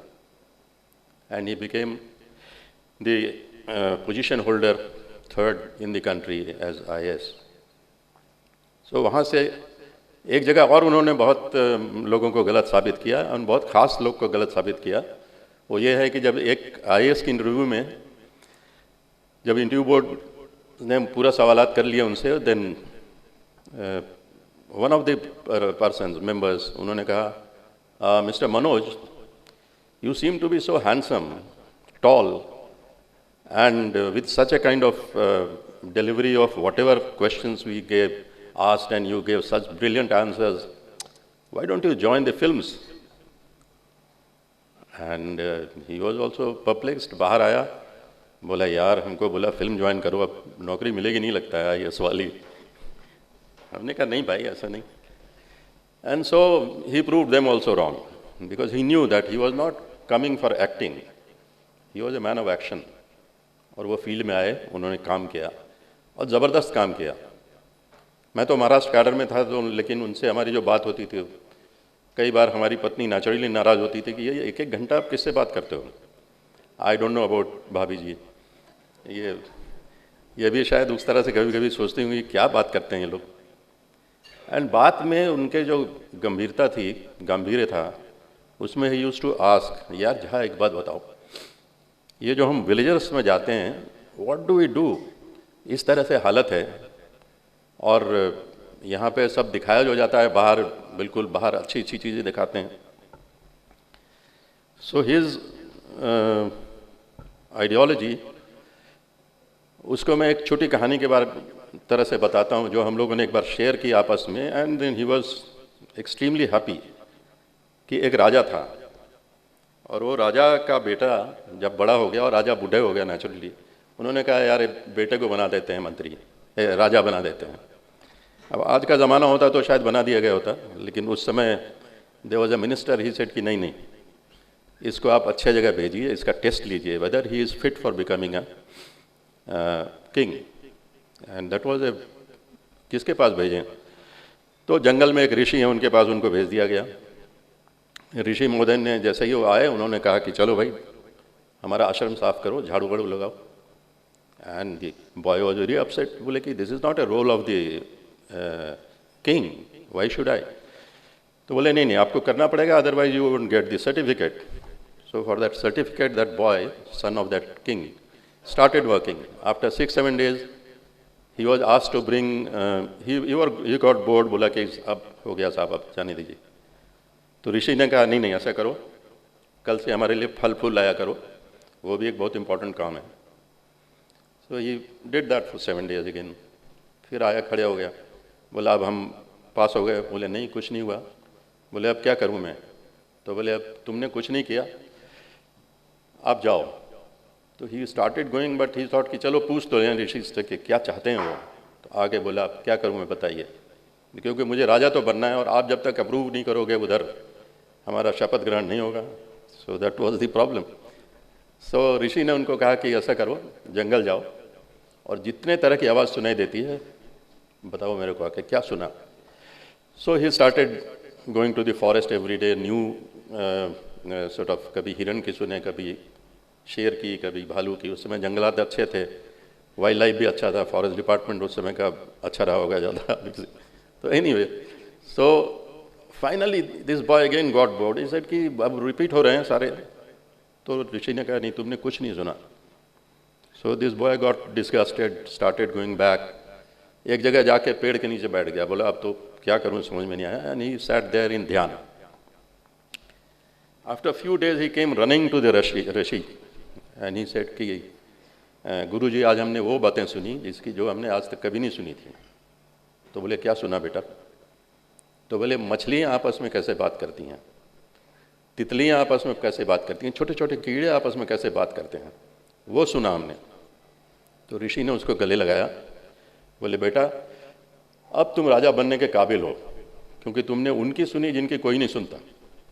सो जाओ बेटा, पहले उनकी सुनना जिनकी कोई नहीं सुनता। That was the motto of Manoj, and that is why he always said कि भाई हमको लोगों के लिए काम करना है। लोगों के लिए भी काम करने में बाद में कुछ दिनों के बाद उन्होंने रिसर्च किया जाके मध्य प्रदेश वगैरह में, एंड ही फाउंड कि अरे यार बहुत लफड़ा है, गांव में जो जिनको अधिकार मिलता है वही उसका दुरुपयोग करने लगते हैं। तो व्हाट टू डू? तो फिर ऐसे ही चर्चा होते होते फिर एक कहानी आई। वो कहानी ऐसी थी कि एक ये था, नौकर था, एक मालिक के यहाँ काम करता था। मालिक नाराज़ होकर उसको भगा दिया, बोले निकल जाओ, तुम काम के लायक नहीं हो। सो नौकर came out and set before a god, before the God.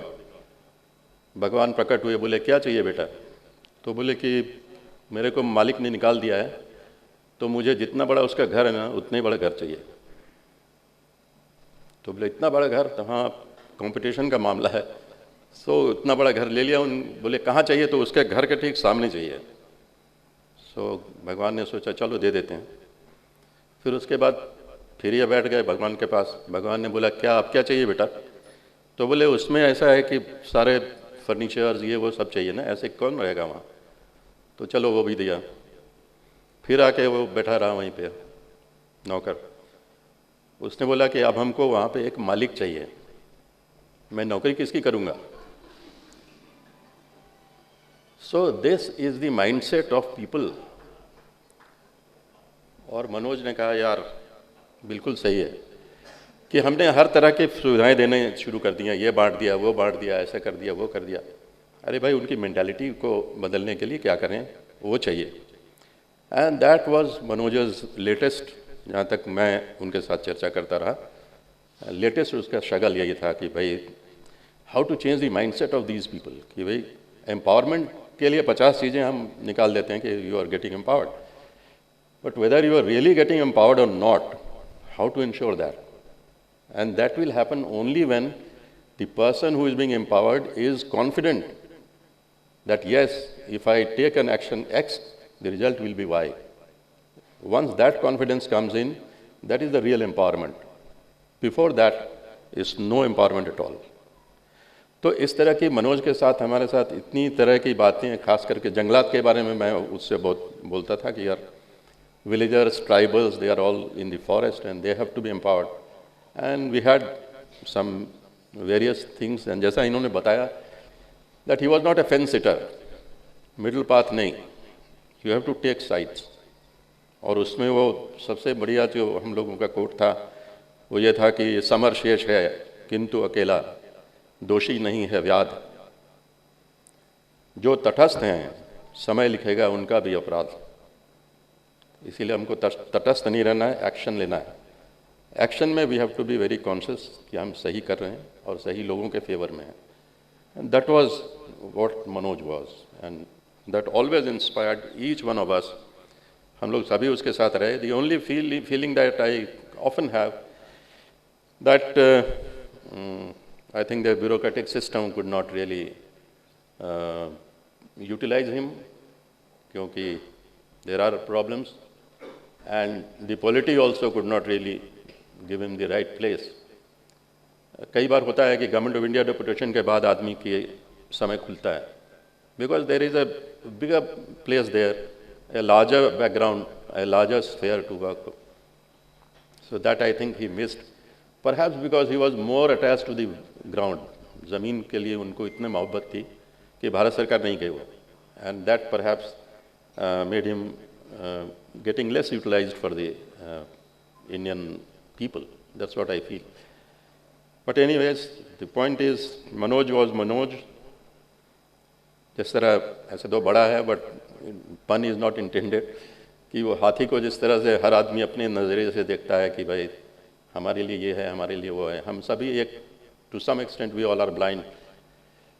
But I was lucky that I could be with him and be a part of his life, and he has been equally a part of my life and my family's life. इतना ज़्यादा हम लोग close रहे, and I mean, we really miss him like anything, and we wish कि उसकी जो कुछ legacy है उसको हम आगे continue कर सकें. We are also trying our level best. इतना कह के मैं अपने दो शब्द बंद करता हूँ. महाराष्ट्र में 2 शब्द बोलते हैं, 2 शब्द खत्म करता हूँ. आप सबों को बहुत बहुत प्रणाम.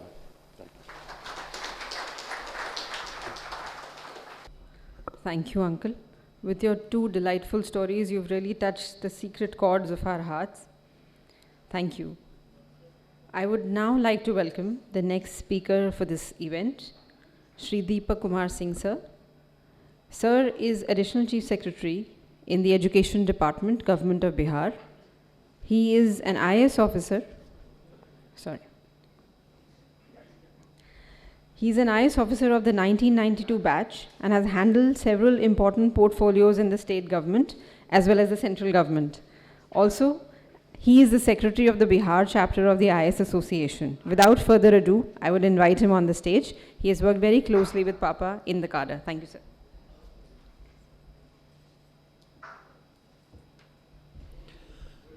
Thank you. Thank you very much, ma'am, and all the members of SIR's family for inviting me on this occasion. I feel myself very honored. Sir के बारे में जितनी बातें कही गई, उससे एक चीज़ जो स्पष्ट होती है वो ये है कि उनकी पर्सनालिटी, उनके जो आइडियल्स थे, उनकी जो एकेडमिक स्पिरिट थी और उनकी जो थिंकिंग थी, वो चीज़ कभी भी चेंज नहीं हुई. ज़्यादातर हम लोगों के साथ ऐसा होता है, खासकर पे हम जब सर्विस में आते हैं या किसी भी प्रोफेशन में हम हों, तो वक्त के साथ साथ हम बदलते चले जाते हैं. कई बार ये बदलाव, हम भले उसको प्रैक्टिकल कहें, बट कई बार ये बदलाव एक तरह से डिटोरिएशन होता है. लेकिन अभी जितने लोगों ने ये बातें कही सर के बारे में, इनमें से कई लोग ऐसे हैं जो, जैसे अभी डॉक्टर अरविंद झा जी ने कही, जो उन्हें कॉलेज के ज़माने से जानते हैं, कुछ लोग उन्हें JNU के ज़माने से जानते हैं, और कुछ ऐसे लोग जो उन्हें सर्विस में आने के बाद से जानते थे. मैं भी उन्हें सर्विस में आने के बाद ही जाना. वो मुझसे 12 साल सीनियर थे. वो 1980 में सर्विस में आए, मैं 92 में आया. लेकिन जो बातें मैंने अभी सुनी उनकी, चाहे वो सन 70 की हो जो अरविंद झा जी ने कही, और उनसे मेरी लास्ट जो बात हुई थी फ़ोन पे, वो 23 मई 2020 को हुई थी. उसके बाद फिर उनके बीमार होने की खबर मिली और फिर वो अनफॉर्चुनेट इंसिडेंट के बारे में सुना मैंने. लेकिन उनका जो एक इंथुजियाज़म था, जो एक बात करने का लहजा था, और जिस फर्वर के साथ वो बोलते थे, वो उनका कभी भी चेंज नहीं हुआ. जो लोग उन्हें जानते हैं 50 सालों से, उन्होंने भी ये महसूस किया होगा कि वो सन 70 में भी उसी तरह से बोलते थे जैसे वो 2020 में बोलते थे. तो यही उनकी एक चीज़ थी, पर्सनालिटी का एक एस्पेक्ट था.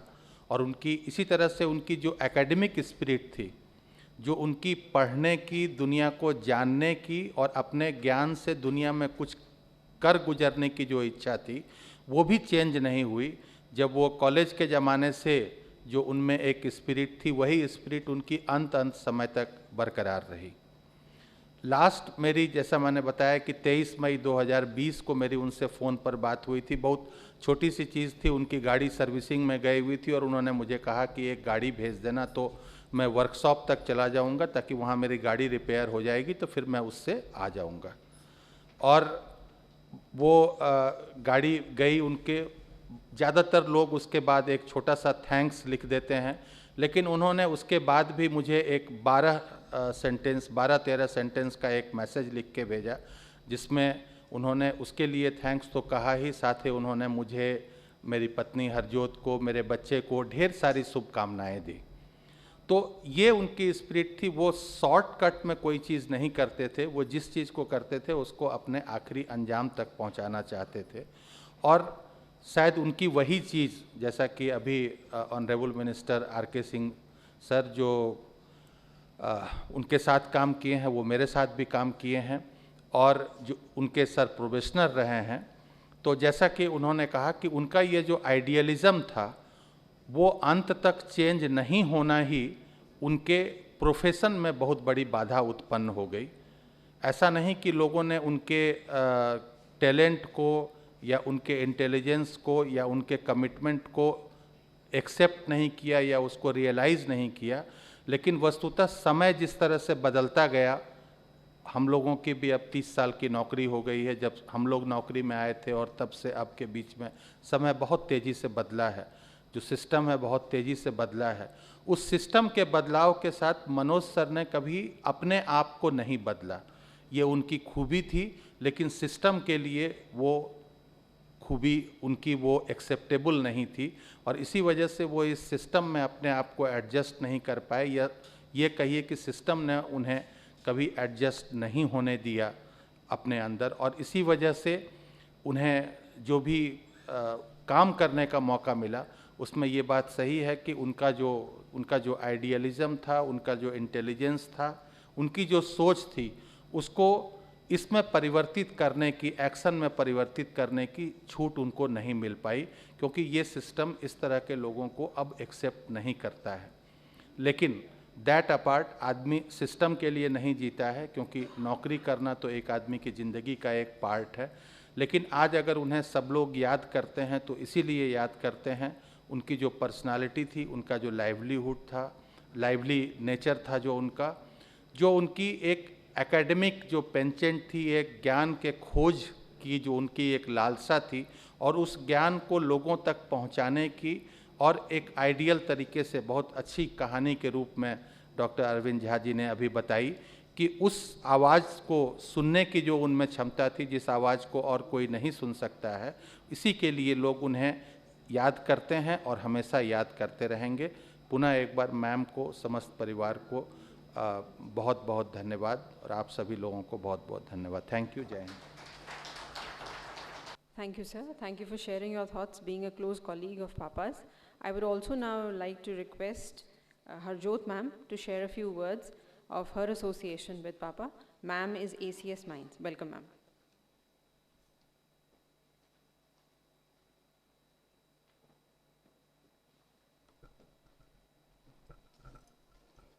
नमस्कार। सबसे पहले तो मैं भी मैडम नीना श्रीवास्तव को हार्दिक धन्यवाद देना चाहूँगी, जो उन्होंने हम लोगों को इस काबिल समझा कि इस मौके पे हम लोग भी सर के साथ बीते हुए कुछ पलों को याद कर सकें और उससे जो हम लोगों ने सीखा वो बता सकें। जैसा कि आप जानते हैं, सर हम लोगों से बहुत सीनियर ऑफिसर थे। हम लोग तो 1992 बैच के IAS पदाधिकारी हैं, जबकि सर 1980 बैच के पदाधिकारी थे। लेकिन हम लोग जब मनोज श्रीवास्तव जी से पहली बार मिले तो जो चीज़ें हम लोगों ने उनकी महसूस की, सबसे पहले तो वो बहुत एक सहज व्यक्तित्व थे। उनमें कोई भी दिखावा नहीं था, कोई बनावट नहीं थी, और बहुत ही वो वार्म हार्टेड थे। मतलब इतने साल की डिफरेंस होने में, ब्यूरोक्रेसी में तो आप सर के अलावा तो कोई बात हो ही नहीं पाती लोगों से, लेकिन सर के साथ ऐसा नहीं था। उनका जो व्यक्तित्व था उसमें बहुत ज़्यादा गहराई थी। आप उसमें जो भी शेड खोजना चाहें आपको मिल सकता था। और सबसे बड़ी बात थी कि वो हमेशा आपके लिए उपलब्ध थे। अगर आपको कभी कोई परेशानी है या जिज्ञासा है या आप कुछ पूछना चाहते हैं या समझना चाहते हैं, तो सर हमेशा उसके लिए अवेलेबल रहते थे। इतने साल की नौकरी में हम लोग भी बहुत से पदाधिकारियों को देख लेते हैं और मुझे कहने में कोई गुरेज नहीं है कि आईएएस पदाधिकारी बनने पे सब कोई आइडियलिज्म के साथ ही जनरली इस नौकरी में आता है, लेकिन कुछ माह में ही समझ में आ जाता है कि ये आइडियलिज्म आप ताक पे रख दीजिए, इसकी कोई ज़रूरत नहीं है इस सेवा में। आपसे वही काम करने को कहा जाता है जो ज़रूरी हो। ऑफ कोर्स सब कुछ देश के हित में ही होता है, भारत में तो कोई भी देश के अहित में नहीं होता है, लेकिन देश का हित कौन डिसाइड करता है? सरकारें डिसाइड करती हैं। और बहुत पहले ये निर्णय हो चुके हैं कि सरकारों के आधार पर ही आपको हित के हिसाब से काम करना है। तो कई बारी जब आप किसी के साथ लड़ाई लड़ना शुरू करते हैं तो आपको बहुत ही सटल तरीके से समझाया जाता है कि इससे क्यों लड़ने की ज़रूरत है, कोई और बड़ा आदमी खोज लो या कोई और व्यक्ति खोज लो, ये तुम्हारे लायक नहीं है। जो बेसिकली एक तरह से समझाया जाता है कि इससे मत उलझिए, इससे आपको परेशानी होगी और परेशानी के साथ साथ इसके रामिफिकेशंस भी आपको आएंगे। सर उससे उलट अफसर थे।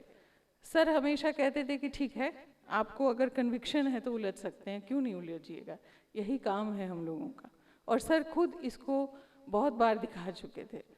हमें याद है कि जब सर डिपार्टमेंटल इंक्वायरी कमिश्नर होते थे तो हम लोगों की बैठकें होती थी जिसमें मुख्य सचिव भी रहते थे, बाकी लोग भी रहते थे, डीजी भी रहते थे, और उसमें अक्सर ये बात होती थी कि भाई डिपार्टमेंटल इंक्वायरी क्यों टाइमली नहीं हो रही है, इसमें विलम्ब क्यों हो रहा है। लेकिन जब सर आए तो ये पूरी परिचर्चा बदल गई।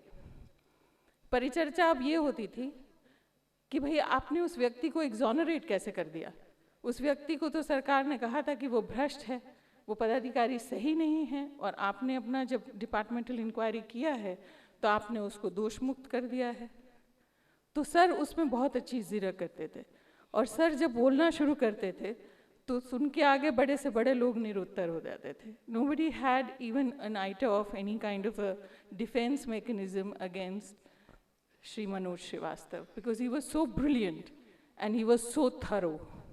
He knew what he was doing, he knew those rules and laws by heart, and he could definitely interpret and use it for the defense of that poor guy, जिसको या तो फंसाया गया है या किसी न किसी कारण से वो उस वक्त भुक्तभोगी बन गया है।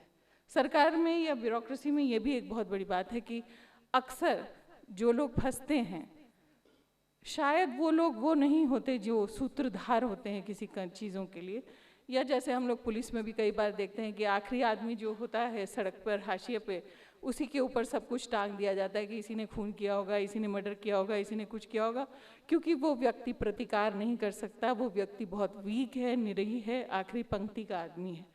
और एक बार आपने उसके विरुद्ध अपना लिखना पढ़ना शुरू कर दिया तो उसके पास, बेचारे के पास कुछ रहता भी नहीं है अपने को डिफेंड करने के लिए। एक ये भी बहुत बड़ी समस्या है ब्यूरोक्रेसी की। वैसे एक सिस्टम में एक व्यक्ति आए और किसी को न्याय देना शुरू करे, ये बहुत बड़ी बात है। हम लोगों ने तो अपनी ज़िंदगी में ऐसा होते हुए नहीं देखा था इससे पहले। उससे पहले यही समझाया जाता था कि जो कहा गया है, अब ये आदमी अगर फंस गया है तो अब इसको, जिसको कहते हैं नौकरी से निकाल के ही दम लेना है, क्योंकि अब तो ये हर तरह से इस तरह से है।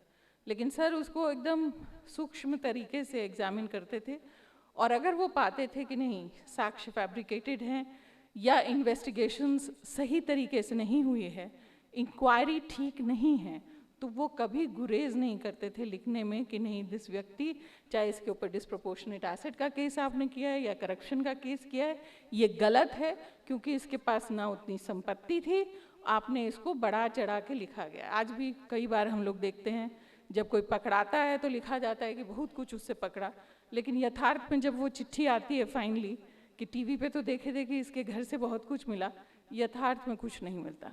लेकिन प्रॉब्लम ब्यूरोक्रेसी की ये है कि आपकी इज्जत जो है वो सरेआम चौराहे पे नीलाम कर दी जाती है क्योंकि आपके घर रेड हो गई है। शायद रेड इसलिए नहीं हुई कि आपने बहुत पैसा कमाया है, शायद रेड इसलिए भी होती है कि आपने किसी की बात मानी नहीं है। लेकिन ये बात ना कभी पत्रकारिता में आती है ना रेडियो में आती है, ना कोई बोलता है। और जहाँ तक सर के बैचमेट्स कह रहे थे, आई थिंक हम लोग भी कहेंगे कि शायद सर गलत काडर में थे, बिकॉज जिस तरह की ब्रिलियंस सर में थी और जिस तरह की उनकी जानकारी थी, जिस तरह के वो व्यक्तित्व के मालिक थे, सही में शायद बिहार काडर के अलावा वे किसी और काडर में होते तो उनको ज़रूर नोबेल लॉरिएट जैसे लोग बोलते हैं, नोबेल प्राइज़ तो बहुत कम सी चीज़ थी, वो कुछ भी पा सकते थे। उस तरह की हैसियत थी उनकी और उनकी काबिलियत भी थी।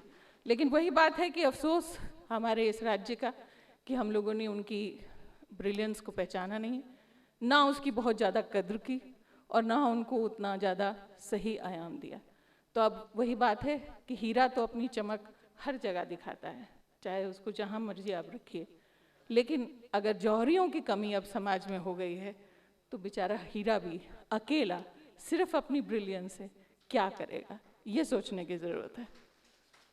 और सर का व्यक्तित्व वैसा ही था। मैं तो कहूँगी कि कुछ अच्छे भाग थे हम लोगों के, जो हम लोगों के इतने साल के नौकरी में हमें एक ऐसे व्यक्तित्व से बात करने का, सीखने का और समझने का मौका मिला, जो अपने आप में शायद इतिहास के पन्नों में बहुत ही कम आते हैं। बहुत बहुत शुक्रिया। Thank you very much. Thank you ma'am, आपका बहुत बहुत धन्यवाद। आपने पापा की एक ऐसी शख्सियत, एक ऐसे व्यक्तित्व से आज परिचय दिलवाया जिससे बहुत ही कम लोग यहाँ वाकिफ़ होंगे। आपके छोटे से काम के लिए thank you so much. Thank you. I would now like to invite and welcome the next speaker for this event, Shri Manikant Thakur sir. Sir has been associated with BBC Hindi for over 2 decades, and he has made a very special name for himself in the world of journalism. He's been a close associate of Papa's over many years, and someone who interacted with him on a very regular basis.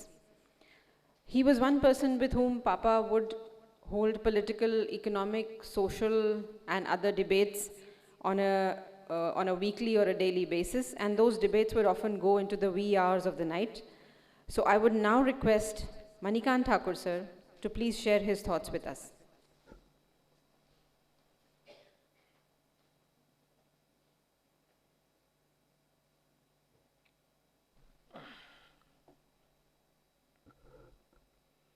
शुक्रिया। आभार आप सबका और श्रद्धांजलि उन्हें जिनको याद करने आज हम सब यहाँ जमा हुए हैं। इससे पहले जो फर्स्ट मेमोरियल लेक्चर था उसमें नीना जी ने मुझे भी खबर की थी और मैं अपने गांव में था। आने का बहुत मन था, मैं आ नहीं सका था। और जब यहाँ स्मृति सभा चल रही थी उस समय मैं गांव में बैठा हुआ थोड़ा अस्वस्थ सोचता रहा मनोज जी के बारे में, और हमने सोचा कि चलो हम खुद वहाँ नहीं गए लेकिन 2-4 कुछ ऐसी बातें लिख जाएं संस्मरण के रूप में और उसको अभी भेज दें नीना जी को, तो ये उनको भी अच्छा लगेगा और मुझे भी संतोष होगा कि हम भी किसी न किसी रूप में शरीक हुए। तो और वो 3-4 पंक्तियां लिखने के बाद मैं आगे लिख नहीं सका। वो पंक्तियां मेरे पास आज भी सुरक्षित हैं और मैंने सोचा, और जब इस बार का आमंत्रण मिला तो मैंने सोचा कि सबसे पहले उन्हीं पंक्तियों को आप सबके सामने रखूंगा। वो पंक्तियां हैं, मनोज कुमार श्रीवास्तव, मेरी नज़र में सिर्फ एक पढ़े लिखे इंसान या एक ईमानदार अपराइट IAS अधिकारी मात्र नहीं थे, मेरे लिए वो इतने स्पेशल, इतने ख़ास थे कि मेरे स्मृति पटल पर एक जिंदा दिल और जीनियस मित्र के रूप में वो आज भी जीवंत हैं। उनसे जुड़ी यादों की फहरिस्त इतनी लंबी है कि समझ में नहीं आ रहा क्या साझा करूं और क्या छोड़ दूं। और इतना ही लिखकर मैंने लिखना बंद कर दिया और उसके बाद क्षमा मांग ली नीना जी से कि मैं नहीं आ सका।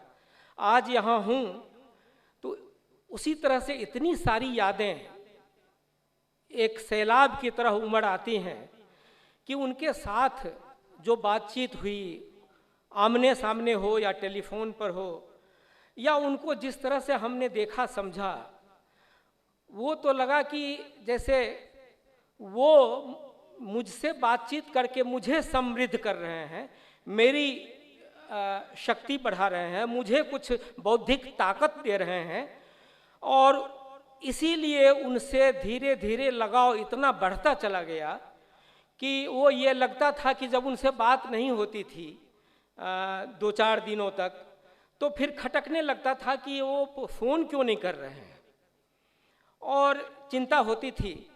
तो फ़ोन मैं करता था, और वो जैसे ही मेरा फ़ोन जाता था तो वो अपने स्टाइल में जिस तरह से वो बात करते थे, तो कहते थे कि ठाकुर साहब मेरा फ़ोन तो नहीं गया, लेकिन आपने तो फ़ोन में नहीं किया, आपने भी नहीं किया, लेकिन आप ये बताइए कि जब तक आप अपने यहाँ मछली खाने के लिए नहीं बुलाएंगे तब तक वो वैसी बातें कहाँ होंगी जो मिथिलांचल में हुआ करती हैं। तो मुझे लगता था कि ये इस रूप में कैसे जोड़ के देख रहे हैं किसी भी व्यक्ति को। अभी तक आपने जितने लोगों को सुना वो सारे आईएएस अधिकारी और अरविंद जी आईएफएस अधिकारी, उनकी बातें आपने सुनी और उन्होंने साझा किया अपना संस्मरण। और मैं पहला आदमी हूँ जो बोलने आया हूँ, वो आईएएस तो नहीं, उनका एक मित्र, पत्रकार मित्र हूँ, और पत्रकार के साथ उनका जो रिश्ता था वो ऐसा रिश्ता था कि शायद उस समय के जितने पत्रकार होंगे जो सचेत होंगे, जो थोड़ा सोचने समझने वाले पत्रकार थे, वो उनसे जुड़ जाते थे और उनसे चाहे वो जिस किसी स्थिति में हो उनसे कोई भी जानकारी लेने में ज़रा सा भी संकोच नहीं करते थे। और वो भी मनोज जी खुलकर बातें किया करते थे। बातें करने का उनको बहुत शौक था। कभी कभी पटना में जो मीटिंग्स हुआ करती थी, जिसमें कोई सेमिनार, जिसमें कुछ बौद्धिक चिंतन हो रहा हो, वहाँ हम लोग देखा करते थे कि वो चुपचाप आके पीछे बैठ जाते थे और बैठ के सुना करते थे। कभी कभी ये लगता था कि लोगों की जब नज़र पड़ती थी तो लोग कहते थे कि वो आप भी कुछ बोलिए, लेकिन वो बोलते नहीं थे, स्पीकर के रूप में मंच पर नहीं जाते थे। लेकिन जब बारी आती थी सवाल जवाब की, और जब वो देखते थे कि ऐसे सवाल नहीं हो रहे हैं जो सचमुच में बात निकल के आनी चाहिए, तो वो उठकर खड़े हो जाते थे और कुछ ऐसा सवाल पूछ देते थे कि जवाब देने वाले को लगता था कि अब उसका क्या जवाब दे सकते हैं।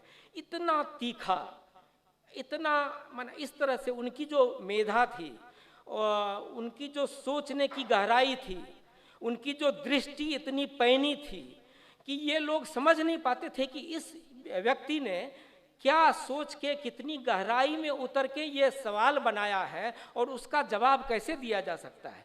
तो ये उनका स्तर था। मनोज कुमार श्रीवास्तव को याद करते हुए मुझे वो पहली मुलाकात याद आती है।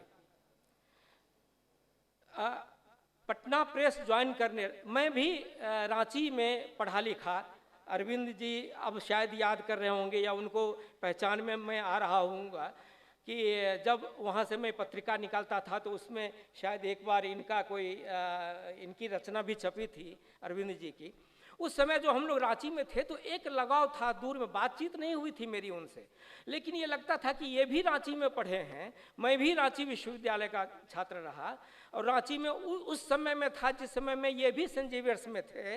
और जो छात्र आंदोलन का जो माहौल था उसमें किस तरह से हम लोग सक्रिय थे, ये सारा कुछ सोच के मैंने उनको फ़ोन किया कि मैं भी रांची से पढ़ा लिखा हूँ, रांची में। तो उनको आश्चर्य हुआ, वो जानते नहीं थे। तो उनको बड़ी खुशी हुई और कहा क्या कि तब हम लोग अब तक मिले क्यों नहीं हैं। तो खैर उसके बाद ये सिलसिला शुरू हुआ, लेकिन पहली आमने सामने जो मुलाकात हुई वो मुलाकात भी गजब की थी। पटना हाईकोर्ट के सामने में है एल.एन. मिश्रा इंस्टीट्यूट। तो मैंने जब फ़ोन किया कि आपसे कुछ बात करनी थी, और तब मैं उस समय में बीबीसी में ज्वाइन कर चुका था, मेरी शुरुआत थी बीबीसी में। तो मैंने उनसे कहा कि आपसे कुछ बात करनी थी। तो किस बाबत? तो मैंने कहा कि बीबीसी के लिए एक छोटा सा इंटरव्यू चाहिए था। मैं कुछ इलाके में घूम के आया हूँ, बिहार के कुछ गाँवों में, और आपके बारे में इतना कुछ सुनता रहा कि ऐसे एक अपराइट ऑफिसर हैं, कितना मना गरीबों के प्रो पीपल हैं, प्रो पुअर पीपल पर आपने बहुत काम भी किया है, उनके गवर्नेंस को लेके कि किस तरह का गवर्नेंस हो। ये सारी बातें हैं। तो मेरी इच्छा हुई कि आपसे एक छोटा सा इंटरव्यू करें। तो जब मैंने फ़ोन किया और उन्होंने बुलाया, तो कहाँ बुलाया सो देखिए। उन्होंने कहा क्या कि आप हैं कहाँ? तो मैंने कहा कि मैं बेली रोड के आसपास हूँ। तो उन्होंने कहा कि चले आइए आप, मैं भी टहल के आ जाता हूँ, आप चले आइए, पटना हाई कोर्ट के सामने में एलन मिश्रा इंस्टीट्यूट है, वहीं पर बात कर लेते हैं। हमने कहा कि यहाँ बुलाया है उन्होंने। खैर मैं गया, अपना माइक और रिकॉर्डर लेके जब पहुँचा तो देखे कि एक बहुत ही ऊंचे कद के व्यक्ति, बहुत भारी भरकम, वो खड़े हैं और मुस्कुरा रहे हैं। उन्होंने पता नहीं कैसे समझ लिया, हो सकता है कि देखा हो कि एक पत्रकार जैसा कोई आ रहा है। तो आए और उन्होंने मेरे कंधे पे हाथ रखा और कहा कि चलिए अब यहीं कहीं बैठ जाते हैं। तो हमने कहा कि ये कितना बड़ा अधिकारी, इतना है, और इस तरह से ये फॉर्मल माने नहीं हो रहे हैं और इतना अनौपचारिक भेंट ये हो रही थी। तो मुझे कुछ हैरत हो रही थी, इसलिए कि मैंने उनसे पहले जिन अधिकारियों को देखा था, जिन आईएएस अफसर्स को देखा था, वो जिस तरह से तने हुए दिखते थे, जिस तरह से अपने को कुछ बड़ा सा अनुभव करके वो सामने में बात करते थे, तो मुझे लगा कि ये भी कुछ उसी तरह के होंगे। लेकिन इनका जो वो रूप मैंने देखा तो सचमुच में उस दिन से लगा कि अब इनके साथ मेरा खूब निभेगा। तो बातचीत खैर मेरी शुरू हुई। और बातचीत कैसे हुई, तो लंबे थे, एक दीवार के सहारे बरामदे में वो टिक गए, दीवार के सहारे आराम से, और उन्होंने कहा कि अब जो पूछना है पूछिए। अब वो तो ऊंचे थे और हम तो एक दुबले पतले उस समय में और थे। तो खैर बातचीत शुरू हुई। बातचीत जो शुरू हुई, इसके बाद हमने देखा कि कितनी गहराई में इस व्यक्ति ने इस राज्य को देखा समझा है, यहाँ के गरीबों को देखा समझा है। तो लगा कि ये जो लोग, ये जो इनके बारे में जो हमने सुना कि ये कभी पटना में या बिहार में तो कभी कम ही रहते हैं, जब भी मौका आता है तो ये लंदन चले जाते हैं पढ़ाई करने, या कोई रिसर्च वर्क से जुड़ जाते हैं, या कोई छुट्टी ले लेते हैं, स्टडी लीव में जाते हैं, और ये इतना सारा कुछ लिखते रहते हैं। तो मुझे लगता था कि इनको कहाँ से समय मिलता होगा कि बिहार के गरीब लोगों से जाके मिले। लेकिन ये अनुभव मेरा उस इंटरव्यू के बाद, जब मैं ये गया आरा, और वो नरसंहारों का ज़माना था, आप लोग ये अगर याद करेंगे, और लगातार मध्य बिहार में, उस समय में झारखंड और बिहार एक ही था, मध्य बिहार में जहानाबाद, औरंगाबाद, गया, ये इन तमाम इलाकों में जो नरसंहार हो रहे थे। तो नरसंहार होने के बाद नरसंहार की रिपोर्टिंग के सिलसिले में मैं जाया करता था, और उसके कुछ अंतराल के बाद बीबीसी के लिए, बीबीसी में एक सीरीज़ आना था कि वो रिविज़िट करना है, कि जहाँ जैसे लक्ष्मणपुर बात है या इस तरह का की जगह जहाँ पर इतने सारे लोग मारे गए थे, वहाँ रिविज़िट करना है। इस सिलसिले में जब मैं भोजपुर पहुँचा और आरा गया, तो वहाँ उन जगहों पर गया जहाँ के लोग मारे गए थे, जो बहुत गरीब थे, जहाँ इस तरह से संघर्ष का वो रूप दिखा था जो बहुत ही कभी कभी विभत्स लगता था। वैसी जगहों पर जहाँ की बहुत सारे गरीबों की बस्तियों में लोग इस तरह से रहा करते थे जैसे कि अब वो सहमे हुए हैं, पता नहीं कब उनके यहाँ कोई आ जाए और एक तरफ से कत्लेआम हो जाए। इस तरह का माहौल जो जहाँ था, वहाँ जब हमने फिर से विजिट किया तो उन लोगों में से जानते हैं कि वो गरीब आदमी, पढ़ा लिखा भी नहीं था, वो पूछता था कि अच्छा ये बताइए आप पटना से आए हैं, वो हमारे जो एक साहब थे डीएम साहब, मनोज साहब, वो कैसे हैं, कहाँ हैं। तो मुझे लगा कि ये इसका कंसर्न, ये जो सोच रहा है, तो हम पूछ लेते थे उनसे कि आप किस सिलसिले में कैसे याद कर रहे हैं उनको कैसे। तो वैसा अवसर हमने अपने बीच में आज तक नहीं पाया है। ये गरीब लोग कहा करते थे, ये जो पीड़ित प्रताड़ित लोग थे वो कहा करते थे। तो मैंने समझा कि क्या मनोज जी ने सिर्फ इन्हीं लोगों के बीच काम किया है, या कोई सामान्य ऐसे व्यक्ति जो संघर्ष चल रहा था, निजी सेना थी, वहाँ रणवीर सेना और ये इधर लाल सेना, तो इन संघर्ष के बीच में ये दोनों पक्ष जो था कि क्या एक ही पक्ष के लिए उन्होंने वो इतने सहृदय थे कि उनके लिए काम करते थे, तो इसलिए वो याद कर रहे हैं। तो उसी सिलसिले में जब वहाँ भूमिहारों की बस्ती में, राजपूतों की बस्ती में गया, तो उन लोगों से भी पूछा कि आप लोग क्या उस अधिकारी को याद कर रहे हैं, एक आपके जो डीएम रहे थे।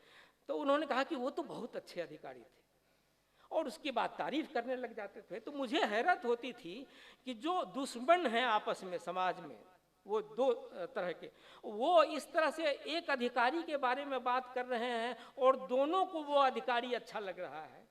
तो लगता था कि या कुछ खास है उस व्यक्ति में जो इस तरह से नहीं होता। एक बार की मज़ेदार बात बताऊं कि एक जिलाधिकारी से मैं मिलने गया था बिहार में, और मनोज जी से उस समय में बहुत बातचीत होती थी। तो जिलाधिकारी से मिल के आया और एसडीओ से भी मिला किसी सिलसिले में, खबर के सिलसिले में। और जब लौट के आया तो शाम में इनका फ़ोन आया, तो वो पूछा उन्होंने कि कहाँ गए थे। तो हमने कहा कि एक डीएम से मिल के आया। अच्छा, डीएम और एक एसडीओ से भी, तो कैसा लगा उन्होंने पूछा। तो मुझे लगा कि उस डीएम ने लगातार या एसडीओ ने मुझे इस तरह से देखा, इस तरह से बर्ताव किया जैसे कि ये बला पता नहीं कब जल्दी टल जाए। वो कहीं इस तरह से लगता ही नहीं था कि उनके साथ कोई इंटरेक्शन हो सकता है, उनके साथ बातचीत हो सकती है। तो ऐसा लगा आपको? तो कहा कि इतना ही नहीं लगा। इसके बाद जब हमने वहाँ के पब्लिक से, लोगों से, आम लोगों से पूछा उस डीएम के बारे में, उस एसडीओ के बारे में जो आईएएस थे, तो उन्होंने बहुत ही उनके बारे में, उनकी गलत छवि, उनके बारे में बहुत ही उनके मन की पीड़ा सामने आ रही थी। और बहुत ही, तो कहे कि बहुत ही मत कहिए, वो लोग क्या कहा होगा सो हमको पता है। हम कहे कि अच्छा आप ही बताइए कि लोगों ने क्या कहा होगा उस डीएम के बारे में। तो उन्होंने कहा कि लोगों ने कहा कि महा घुसखोर है, होगा। सब बहुत लोगों ने कहा होगा ये बड़ा शैतान टाइप का डीएम आ गया है। तो ये घुसखोर और शैतान ये भी कहा होगा। आप संकोच क्यों करते हैं मुझे बताने में? इसलिए कि मैं भी एक आईएएस हूँ और एक अधिकारी हूँ। मणिकांत जी, इसके बाद आपको पता करना चाहिए था कि वहाँ उसकी नियुक्ति कैसे हुई है, वहाँ का नेता कौन है, उस नेता की क्या प्राथमिकता रहती है उसमें, और किस तरह से वो अधिकारी वहाँ तैनात हुआ है। ये तमाम सारी बातें जो हैं एक सिस्टम में इस तरह से गहराई से घर कर गई हैं कि ये सब कुछ उस पर भी निर्भर करता है कि कौन अधिकारी लोगों से किस तरह से बात करता है। तो ये तो सारी बातें, वो इतनी सारी बातें याद आ जाती हैं उनकी कि मत पूछिए। कभी टेलीफोन आ जाता था, ठीक ही कहा अरविंद जी ने कि घंटों बात करते थे। मेरी पत्नी जो यहाँ आई हुई हैं, ये तो कभी कभी कहती थी, ये क्या करती थी कि जब लंबी बातचीत घंटा 2 घंटा होने को हो तो ये क्या करती थी कि मुझे टेलीफोन कर देती थी ताकि उसमें सुनाई पड़े कि कोई फ़ोन आ रहा है। तो मनोज जी कहते थे कि लगता है कोई आपका फ़ोन आ रहा है। हम तो जानते थे कि ये रखने का इशारा है। पत्नी को 2 घंटे से अब ये चाय देती जा रही हैं और इनको लग रहा है कि अब ये और कितनी देर बातचीत चलेगी। लेकिन वो बातचीत जो चलती थी, उस बातचीत से इतना ज़्यादा मैं ग्रहण कर रहा था कि उसको छोड़ने का मन ही नहीं करता था। बल्कि अगर उनको भनक लग जाती थी कि अब बहुत देर बातचीत हो गई है, माने ये असहज हो रहे हैं, तो वो तुरंत रखना चाहते थे। और कई बार तो ऐसा होता था कि हम उनको रखने नहीं देते थे। तो ये सारा कुछ था रिश्ता हमारा मनोज जी के साथ। और ऐसा रिश्ता जो इस तरह से इसका अंत होगा, ये मैंने कभी सपने में भी नहीं सोचा था कि एक कोरोना काल में ऐसा जिंदा दिल आदमी, ऐसा जीवंत आदमी, ऐसा जिनको कि अभी बहुत कुछ करना था, भले ही वो सरकारी सेवा में से अवकाश ले चुके हों या रिटायर्ड कर चुके हों, लेकिन ऐसे व्यक्ति की ज़रूरत थी समाज को, और वो इस तरह से अचानक चले गए। ये लगता था कि उनका जाना, लगता कि खुद कोई आदमी बौद्धिक रूप से गरीब हो गया। ये लगता था कि वो रहते तो हम और कुछ समृद्ध होते, और हमारे साथ उनका रिश्ता बना रहता तो हमारा ही भला होता। और उनका सोचना, जिस तरह से वो विश्लेषण करते थे, ऐसा एनालिस्ट अधिकारी में मैंने कभी नहीं देखा सुना था। वो जब विश्लेषण उनका आता था तो लगता था कि ये कितना कुछ ये जान समझ गए हैं। कहाँ सिर्फ इतना ही नहीं कि लंदन स्कूल ऑफ इकोनॉमिक्स की में पढ़े और वहाँ की बातें हों या रिसर्च पेपर में ही उनकी बातें ज़्यादा जाती हों, ऐसा नहीं, बल्कि उनकी बातों से लगता था कि ये तो मिट्टी की उपज हैं। वहाँ मिट्टी को ये एक तरह से अध्ययन करके वहाँ का समाज, वहाँ की भाषा, वहाँ की तमाम स्थितियाँ, सब का आकलन करके ये आदमी बैठा हुआ है और इनकी समझ इस तरह से विकसित हुई है। तो एक ऐसा व्यक्तित्व, उनके व्यक्तित्व के पहलुओं के बारे में अगर बात करने लगें तो इतना कुछ सिलसिला बनता चला जाएगा कि उतना समय हम नहीं निकाल पाएंगे। कोई भी जो भी उनका इस तरह का मित्र है उनको ये लगता होगा ज़रूर। और यही था। और लेकिन एक मलाल मुझे रह गया कि जब ये सूचना मिली थी उसके कुछ ही दिन पहले तक उन्होंने ये कहा था कि आखिर आपने अपने यहाँ बुला के मुझे मछली नहीं खिलाई। मछली खाने का बहुत मन था आपके यहाँ, और मछली खाने के साथ जो बातें होती उसका तो अलग मज़ा था। ये उनका वो कहा, ये जो उन्होंने कहा था, ये उनके जाने के बाद आज तक जब भी मैं खाने बैठता हूँ या जब भी सोचने लगता हूँ तो ये लगता है क्या कि मनोज जी कहीं से देख रहे होंगे और बोलते होंगे कि अच्छा ठाकुर साहब आप तो अपने खा रहे हैं, लेकिन हमको तो आप बुलाए नहीं। तो ये मनोज कुमार श्रीवास्तव के व्यक्तित्व के कुछ ऐसे पहलू हैं जो कोई अधिकारी नहीं बता सकता है। इस तरह का कोई ऐसा आदमी जिनसे उनका जुड़ाव था और जो हमने महसूस किया, जो हमने देखा समझा, ये सचमुच में एक हमारे लिए वो उपलब्धि है और उसी तरह से हम उसको याद करते हैं।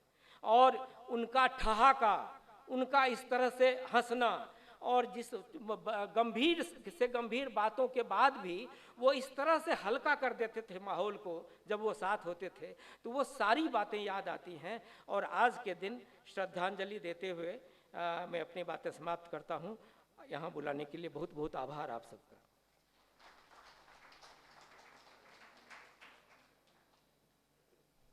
बहुत बहुत धन्यवाद सर। आपके दिलचस्प वाक्यों ने पापा की छवि हमारे अंदर और निखार दी है।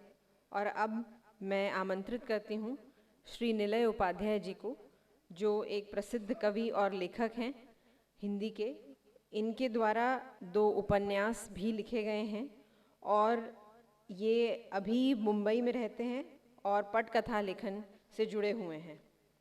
इनके द्वारा कुछ फिल्मों की लिखित स्क्रिप्ट्स भी सुरक्षित हैं और ये पापा से आरहा के दिनों से एसोसिएटेड हैं। ये स्वयं एक पॉलिटिकल एक्टिविस्ट भी हैं और गंगा रिजुविनेशन पे इन्होंने बहुत अहम और गंभीर काम किया है। आपको मैं आमंत्रित करती हूँ सर। Thank you.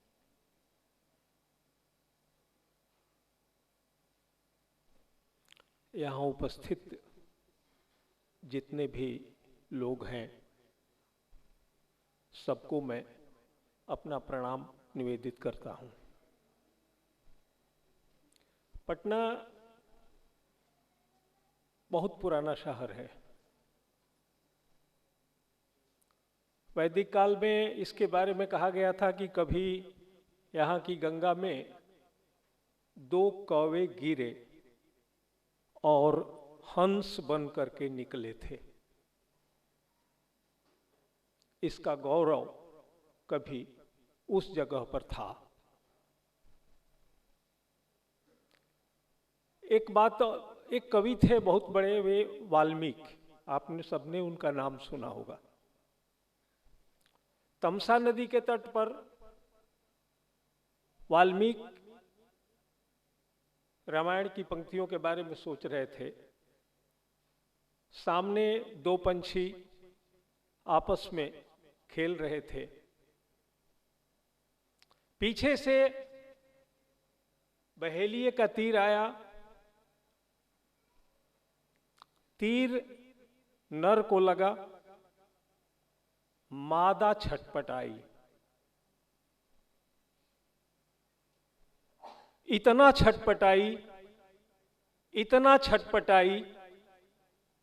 कि पहली बार वाल्मीकि को एहसास हुआ इस बात का कि पीड़ा मरने वाले में नहीं, बचे रहने वाले में होती है। मरने वाला तो चला जाता है और बचा रहने वाला चीखता रहता है, छटपटाता रहता है, विरह में व्याकुल रहता है। मनोज कुमार श्रीवास्तव चले गए, उनको कोई पीड़ा नहीं। पीड़ा इन बच्चों के पास है, पीड़ा भाभी जी के पास है, पीड़ा हम मित्रों के पास है, जिसके तहत हम सब यहाँ इकट्ठे हुए हैं। वो दरअसल हम अपनी पीड़ा बांट रहे हैं, हम अपनी हुक को निकाल रहे हैं, हम अपने दर्द को कम कर रहे हैं, हम सहज होना चाहते हैं, हम समकालीन होना चाहते हैं। महात्मा गांधी थे, महात्मा गांधी ने जो कहा वो गांधीवाद उनके लिए होगा। महात्मा गांधी आज जीवित होते तो क्या कहते, क्या करते, यह गांधीवाद हमारे लिए है। भले ही आज हमारे बीच मनोज श्रीवास्तव नहीं है, किंतु इस समय की जो चुनौतियां हैं, जो आने वाले समय में जो चुनौतियां दिख रही हैं, जिस भयानकता पर मनोज कुमार श्रीवास्तव की नजर थी, उस भयानकता को उनकी निगाहों से अगर हम देखें तो आने वाले समय की चुनौतियों का रास्ता निकाल सकते हैं, हल निकाल सकते हैं, हमें कोई नया मार्ग मिल सकता है। कोई भी इतिहास तब तक प्रासंगिक नहीं होता जब तक वर्तमान में उसकी कोई भूमिका न हो या वर्तमान के संकट को हल करने में वह हमारी मदद न कर रहा हो। हमारी समझ साफ थी, मैं बहुत गहरे नहीं जुड़ा था, रोज रोज मिलने वालों में से नहीं था, मैं बहुत संकोची था। अस्पताल में, आराम में मैं कंपाउंडर था, फार्मासिस्ट था और वो वहां डीएम थे। एक बार वो आ गए कि नीले जी हम आ जाएंगे तो बहुत गड़बड़ होगा, और एक झिझक के साथ, एक संकोच के साथ वो मेरे भीतर लगातार बना रहा। हम मिले लेकिन उस तरह से खुल करके नहीं मिले। फिर बाद में मैं नौकरी छोड़ करके मैं मुंबई चला गया फिल्मों और ये में लेखन करने के लिए। एक अलग तरह का फिर माहौल बना और फिर हम लोग एक सिलसिले से एक तरह से कटते ही चले गए। लेकिन हमारी समझ इस बात पर साफ थी कि वैदिक काल में ऋषियों की सत्ता थी, कोई मनुष्य देवता नहीं था। दुनिया का पहला देवता जो बना था वो गौतम बुद्ध थे। ब्रह्मा विष्णु महेश उसके बाद के हैं, पुराण काल के देवता हैं। मुगल काल तक ये सत्ता आई, उसके बाद राजाओं की सत्ता हो गई। पुराण काल आने के बाद ऋषियों की सत्ता के बाद राजाओं की सत्ता हो गई। और यहाँ फ्रांस की क्रांति के बाद बाजार की सत्ता हो गई है, उपनिवेश की सत्ता हो गई है। आज समय भले वहां न पहुंचा हो उस समय, लेकिन इस समय की संभावना थी हमारे पास। नीत्शे ने ईश्वर को भी स्थापित कर दिया पिछले 500 सालों में कि ईश्वर नहीं बचा, ये समझ हमारे पास थी। और इस समझ के लिए मनोज कुमार श्रीवास्तव को याद करना जरूरी नहीं, अनिवार्य है। भाषा की समझ थी। भाषा ये नहीं जो हम लोग बोलते हैं, भाषा वो है जो आप भोजन करते हैं, भाषा वो है जो आप वस्त्र पहनते हैं, भाषा वो है जिस मकान में आप रहते हैं, भाषा वो है जिसमें आप शिक्षा ग्रहण करते हैं, आप चिकित्सा हासिल करते हैं, आप अपनी संस्कृति का परिचय देते हैं, आप अपनी कलाओं के साथ जुड़ते हैं। भाषा वो है और बदलाव भाषा से आता है। यह बात हम लोग मनोज कुमार श्रीवास्तव बहुत अच्छी तरह जानते थे। यह उनका एक वैचारिक गरिमा और एक वैचारिक आधार था। और वे सबसे आखिरी छोर पर खड़े आदमी के साथ जाकर के उपस्थित थे।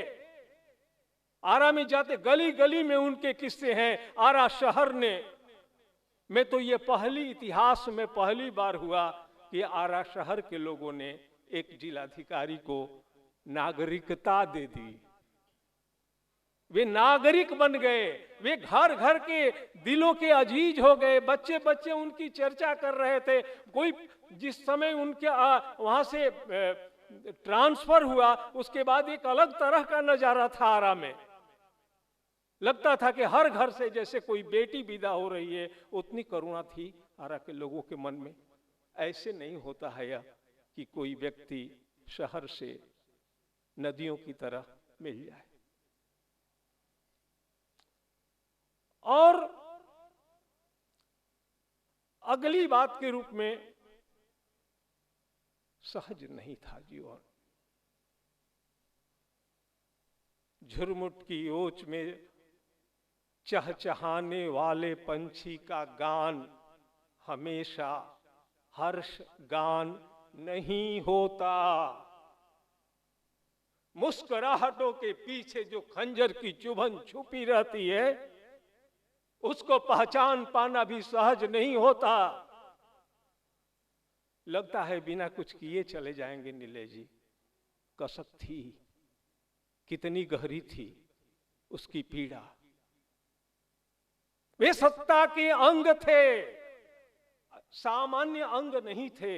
उस अंग में शामिल थे जहां से चीजें निर्धारित होती हैं।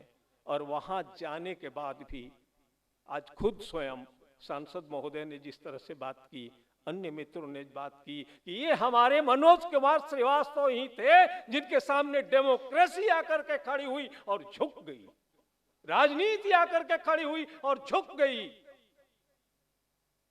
व्यक्तित्व ऐसे ऊंचा उठता है, व्यक्तित्व ऐसे बनता है। नायक का जन्म तत्काल नहीं होता। नागार्जुन हम लोगों के गुरु थे।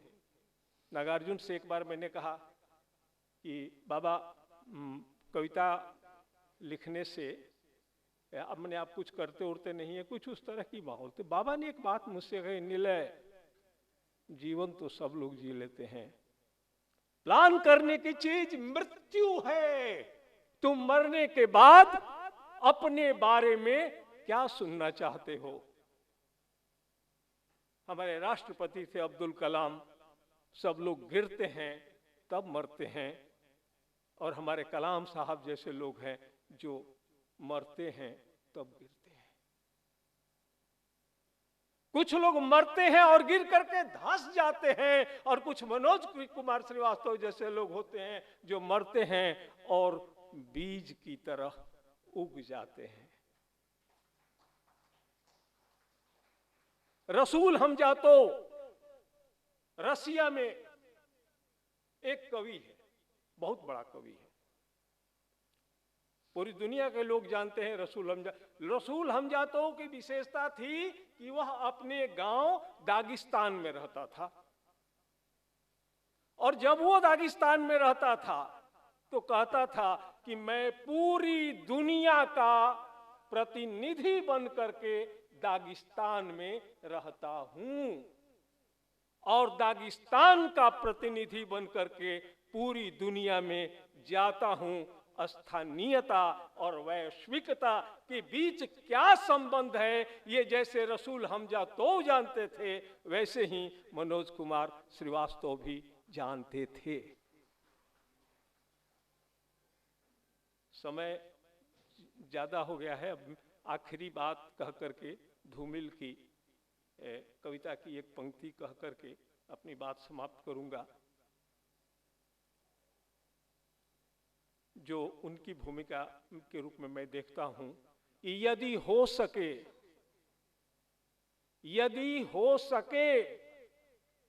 तो बगल से गुजरते हुए आदमी से कहो, यदि हो सके तो बगल से गुजरते हुए आदमी से कहो कि लो ये रहा तुम्हारा चेहरा जो भीड़ में पीछे गिर गया था। बहुत बहुत धन्यवाद।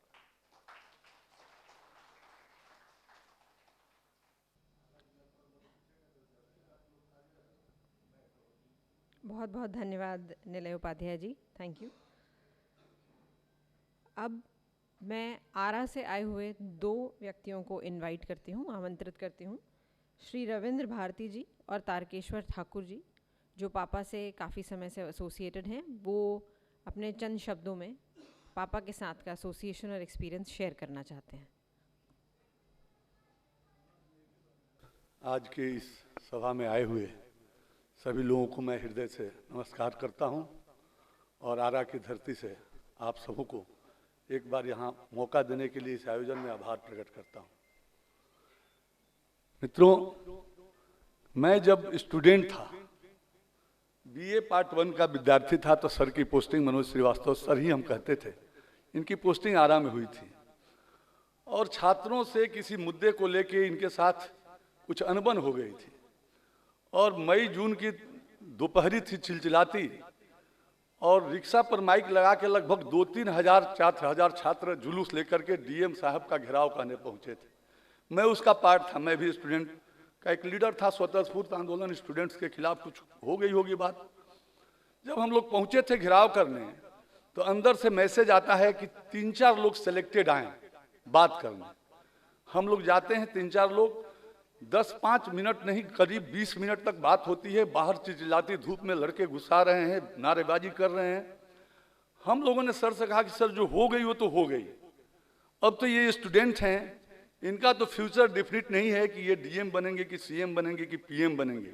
हाथ जोड़ के प्रार्थना है कि एक बार चल के बाहर उनकी गुस्से को शांत करने का आग्रह मैं पूरे विश्वास के साथ कहता हूं। दूसरा कोई कलेक्टर होता तो जेड श्रेणी की सिक्योरिटी लेके उस भीड़ में जाता, लेकिन जब मनोज श्रीवास्तव जाते हैं अकेले, अपने सिक्योरिटी को मना करते हैं और रिक्शा पर चढ़ जाते हैं, अब माइक लेकर के छात्रों को संबोधित करते हैं, सारा गुस्सा शांत, सब लोग वहां से मनोज श्रीवास्तव जिंदाबाद करके घर जाते हैं। और तब से जो हम लोगों का एक संबंध बना वो आज तक कायम है। विचारों का संबंध, भावनाओं का संबंध। उसी समय एक मैंने ऑर्केस्ट्रा ठीक कर दिया दिल्ली में, कहीं चैरिटी शो कराने की इच्छा थी आरा के बड़े सिनेमा हॉल में, और उस सिनेमा हॉल का मालिक डर से सिनेमा हॉल नहीं दे कि बड़े कड़क डीएम साहब हैं, कहीं आ जाएंगे बंद करा देंगे हॉल। कितनों पैरवी हुई, नहीं कर दिया। टिहरी गढ़वा लिया, कहाँ भूकंप पीड़ितों को पैसा भेजना था। तो जब मैंने उनसे कहा कि सर ऐसा हो गया कि मेरा पैसा दिल्ली में 7,000 रुपया फंस गया और 40,000 पर ऑर्केस्ट्रा, सर अरे नहीं देखा, नहीं देखा, अच्छा रुको देखते हैं। ऐसा भाव देखिए। संजोग से वो सिनेमा हॉल मालिक पहुंचता है कार्ड देने अपने छोटे भाई की शादी की, और वो कार्ड एक्सेप्ट करते हुए उन्होंने मेरा नाम लेके कहा कि जा करके उसको कह दो कि कार्यक्रम कराए, स्टूडेंट लीडर है, उसकी भावना का कद्र करो। दौड़ते सिनेमा हॉल मालिक मोती महल आरा का हमारे घर पे आता है और फिर हम वहाँ चैरिटी शो कराते हैं, पैसा भूकंप पीड़ितों को भेजते हैं। ये सब संस्मरण है। कैसे लोगों ने कहा, तब से शेयर कर रहे हैं कि वो सीधे लोगों से जुड़ते थे। नीला जी ने ठीक ही कहा कि कैसे कोई नदिया में अपने को जोड़ करके दरिया दिल समंदर हो जाता है, ऐसे थे मनोज श्रीवास्तव सर। मेरी शादी 94 में होती है और संजोग से पटना में एक दिन किसी कारणवश हम लोग मिलते हैं पति पत्नी मनोज सर से टाइम लेके। तो मेरी पत्नी कहती है कि जब हम परीक्षा दे रहे थे, भोजपुर बक्सर एक ही में था उस समय, नया नया बक्सर अलग हुआ था 94 में, तो उस समय तो मैं परीक्षा दे रही थी 88-89 में, सर ही डीएम थे और आते थे तो हड़कंप मच जाता था कि ये चीट लेकर के कोई डर से नहीं जाता था, इनके नाम से ही चोरी करने का हिम्मत नहीं होती थी। ऐसे थे कि शिक्षा में सुधार हो, विकास हो। बिंदेश्वरी दुबे जी मुख्यमंत्री थे, उन्होंने उन्हें भोजपुर से बिंदेश्वरी दुबे जी थे, उन्होंने मनोज श्रीवास्तव सर को आरा और बक्सर के विकास के लिए भेजा था। विकास अधूरा रह गया, कहीं ठन गई राजनीतिज्ञ से। के तिवारी जी केंद्र में मिनिस्टर थे, रातों रात बिंदेश्वरी दुबे जी की सत्ता गई, भागवत झा आजाद चीफ मिनिस्टर बन गए और के तिवारी जी के प्रभाव में माननीय मनोज श्रीवास्तव जी का तबादला हो गया। के तिवारी जी आते हैं, 89 की बात है, भोजपुर के शाहपुर में उनकी सभा होती है। आरा से 40-45 साइकिल से हम लोग शाहपुर चले जाते हैं। के तिवारी की गाड़ी पर पथराव होता है, भयंकर विरोध होता है कि क्यों उनका ट्रांसफर कराए। और मैं स्वतः स्फूर्त अपने बारे में बताता हूं कि मैं तब नेता वता बनने का और सामाजिक कार्यों से अपने को जोड़ने का सोचा भी नहीं था। उस आंदोलन में हम सबों ने भ्रष्टाचार के विरुद्ध अपने खून से पेपर पर पवन श्रीवास्तव और कई लोग सुशील भी आए हैं, कुछ लोग आरा के दिख रहे हैं। हम लोग आरा के मैदान में एक कुआं होता था, वहां बैठ के खून से हम लोगों ने लिखा था, शपथ पत्र पर हस्ताक्षर किया था कि करप्शन के खिलाफ जीवन पर्यंत लड़ेंगे। ये मनोज श्रीवास्तव के आंदोलन की उपज ऐसे दर्जनों लोग आज समाज की विभिन्न क्रांतियों से अपने को जोड़ के काम कर रहे हैं, हम लोग कर रहे हैं। आरा में रेड क्रॉस सोसाइटी का स्थापना हुई, उसके हम पदाधिकारी रहे, कई संगठनों से जोड़ के हमने अपने को जोड़ के रखा। आज मैं पटना हाईकोर्ट में पिछले 22 वर्षों से अधिवक्ता हूं। वहां भी जितना बन पड़ता है आरा जा जाके सैटरडे संडे, और हम सब काम करते हैं। ये प्रेरणा मनोज श्रीवास्तव सर से मिलती थी। उनसे मिलने और बात करने के बाद हम रिचार्ज हो जाते थे। हमें लगता था कि जो बातें, जो उनके अंदर आग है, वो आग हम सब में भी है, और भरने का काम वो करते थे। और उससे हम लोग, ठीक कहा, बहुत बढ़िया मणिकांत ठाकुर जी ने, कि वो आग जो है अभी और जलनी चाहिए, और जो उनकी भावनाएं थी उसका प्रचार प्रसार करने के लिए हम सब लोगों को मिलके कुछ एक ऐसा समुचित प्रयास करना चाहिए कि उनके जो सपने थे, वो जो शेयर करते थे हम लोगों से, पंचायतों की विकास की बात, ट्रांसपेरेंसी, गरीबों के साथ जो योजनाएं जाती है उसका कैसे, ये सब बहुत सारी बातों को शेयर करते थे। ये कहने की चीज नहीं, घंटों बात करते रह जाएंगे उनके बारे में। उनकी चिट्ठियां, रोहतास में कलेक्टर थे, पोस्टकार्ड लिखते थे, हम कुछ बोलते थे, इधर से चिट्ठी जाती थी, उधर से चिट्ठी का जवाब आता था। एक कलेक्टर आम आदमी को, कोई कार्यकर्ता को चिट्ठी लिखे, और दर्जनों चिट्ठियां, जब वो वहां से चले आए, पर्यटन में थे, तो एक बिहार स्टडीज सर्किल संस्था का उन्होंने निर्माण किया था। सेमिनार होते थे एन सिन्हा इंस्टीट्यूट में, दर्जनों लोग आरा से उनसे जुड़े, उस सेमिनार में हम लोग आते थे। और उस सेमिनार में, एन सिन्हा इंस्टीट्यूट के दर्जनों सेमिनार के पेपर्स हमारे पास पड़े हैं। बस यही शेष रह गया है उनकी मेमोरीज में, उन दिनों के आंदोलन की पेपर कटिंग, उनके फोटोग्राफ्स, उन दिनों के एन सिन्हा इंस्टीट्यूट के बिहार स्टडी सर्किल के एम के श्रीवास्तव के हस्ताक्षर, यही छोड़ के हम सबों को चले गए। हम बहुत बहुत श्रद्धांजलि इस अवसर पर उनको अर्पित करते हुए अपनी बात को समाप्त करते हैं।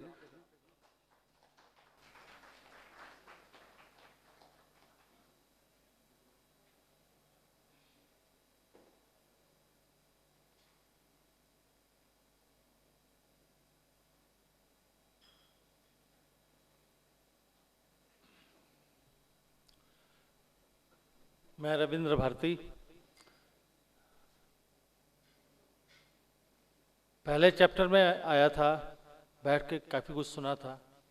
इस बार मैंने रिक्वेस्ट किया कि मुझे भी थोड़ा सा बोलने का मौका दिया जाए, 2 मिनट ही सही।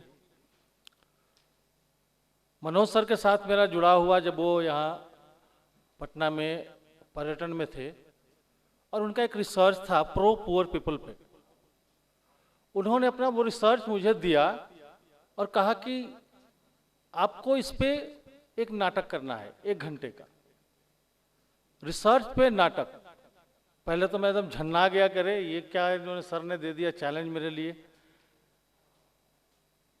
मैं वो पेपर लेके गया, घर पहुंचा ही था कि उनका फोन आ गया कि आप पेपर लेके घर क्यों गए, अभी आप पटना आइए, तुरंत होटल में बैठिए मेरे साथ, अभी रात में ही स्क्रिप्टिंग हो जाएगी। तो उस स्क्रिप्टिंग में पवन श्रीवास्तव जी थे, सगीर रहमानी जी थे, और मुझे डायरेक्शन का भार दिया गया था कि आपको उस पूरे रिसर्च को नाटक के फॉर्मेट में आपको डायरेक्ट करना है। तो हम लोगों ने उसका नाम दिया था डुगडुगी। जो गांव में जो डुगडुगी बजा के कहते हैं लोग, तो बिहार में उन दिनों ग्राम पंचायत का पुनर्गठन करने की बातचीत चल रही थी। उसी पे वो प्रो पुअर पीपल पे क्या इम्पैक्ट पड़ेगा, उस पे वो नाटक करना था मुझे। पहले तो उनके पूरे रिसर्च को समझना मेरे लिए आज से 20-22 साल पहले बहुत बड़ी चुनौती थी। खैर, अब सर ने कहा कि भारती वहाँ कैम्ब्रिज और कैली से वहाँ से लोग आ रहे हैं, तो मैं चाहता हूँ कि कुछ प्रो पुअर पीपल का कुछ म्यूजिक हो, तो कृपया आप उसको ऐड ऑन कर लीजिए अपने उस प्ले में। अब तो दूसरा झनाकेदार झटका लगा कि प्रो पुअर पीपल के लिए म्यूजिक कहाँ से ढूंढे। लेकिन उन्होंने जिस तरीके से अपनी चीजों को बताया मुझे कि मुझे ये चाहिए, मैंने कहा कि 10 दिनों के अंदर आपको पूरा प्ले 1 घंटे का तैयार मिलेगा, और मैंने तैयार करके उनको दे दिया। मैंने वो म्यूजिक कॉपी किया कहाँ से, तो एकदम गांव से। गांव में जो बारात लगती है दरवाजे पे, उस समय जो वो धुन पे एक पूरा ट्रेडिशनल धुन है, मैं चाहूंगा कि आपको रिफ्रेश कर दूं उस धुन से। डर डर डर डर डर डर डर डर डर डर डर डर डर डर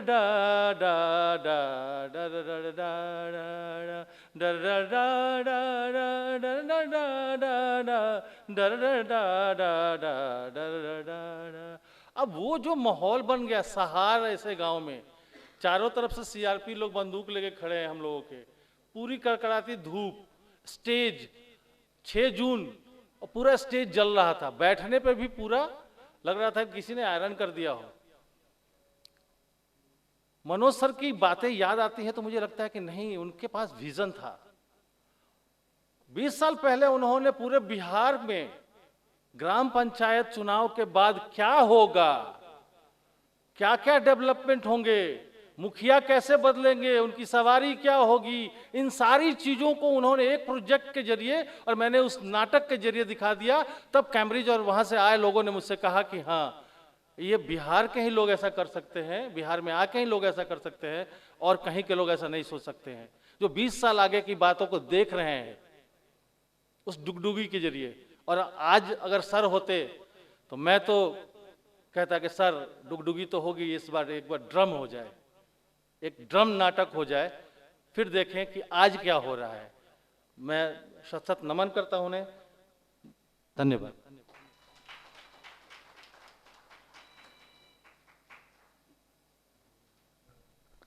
Thank you, Ravindra Bharti ji, and thank you, Tarkeshwar Thakur ji. With this, we now come to the close of memory sharing session and of this event. I would now like to request Prerna to share the formal vote of thanks with all of you. Thank you.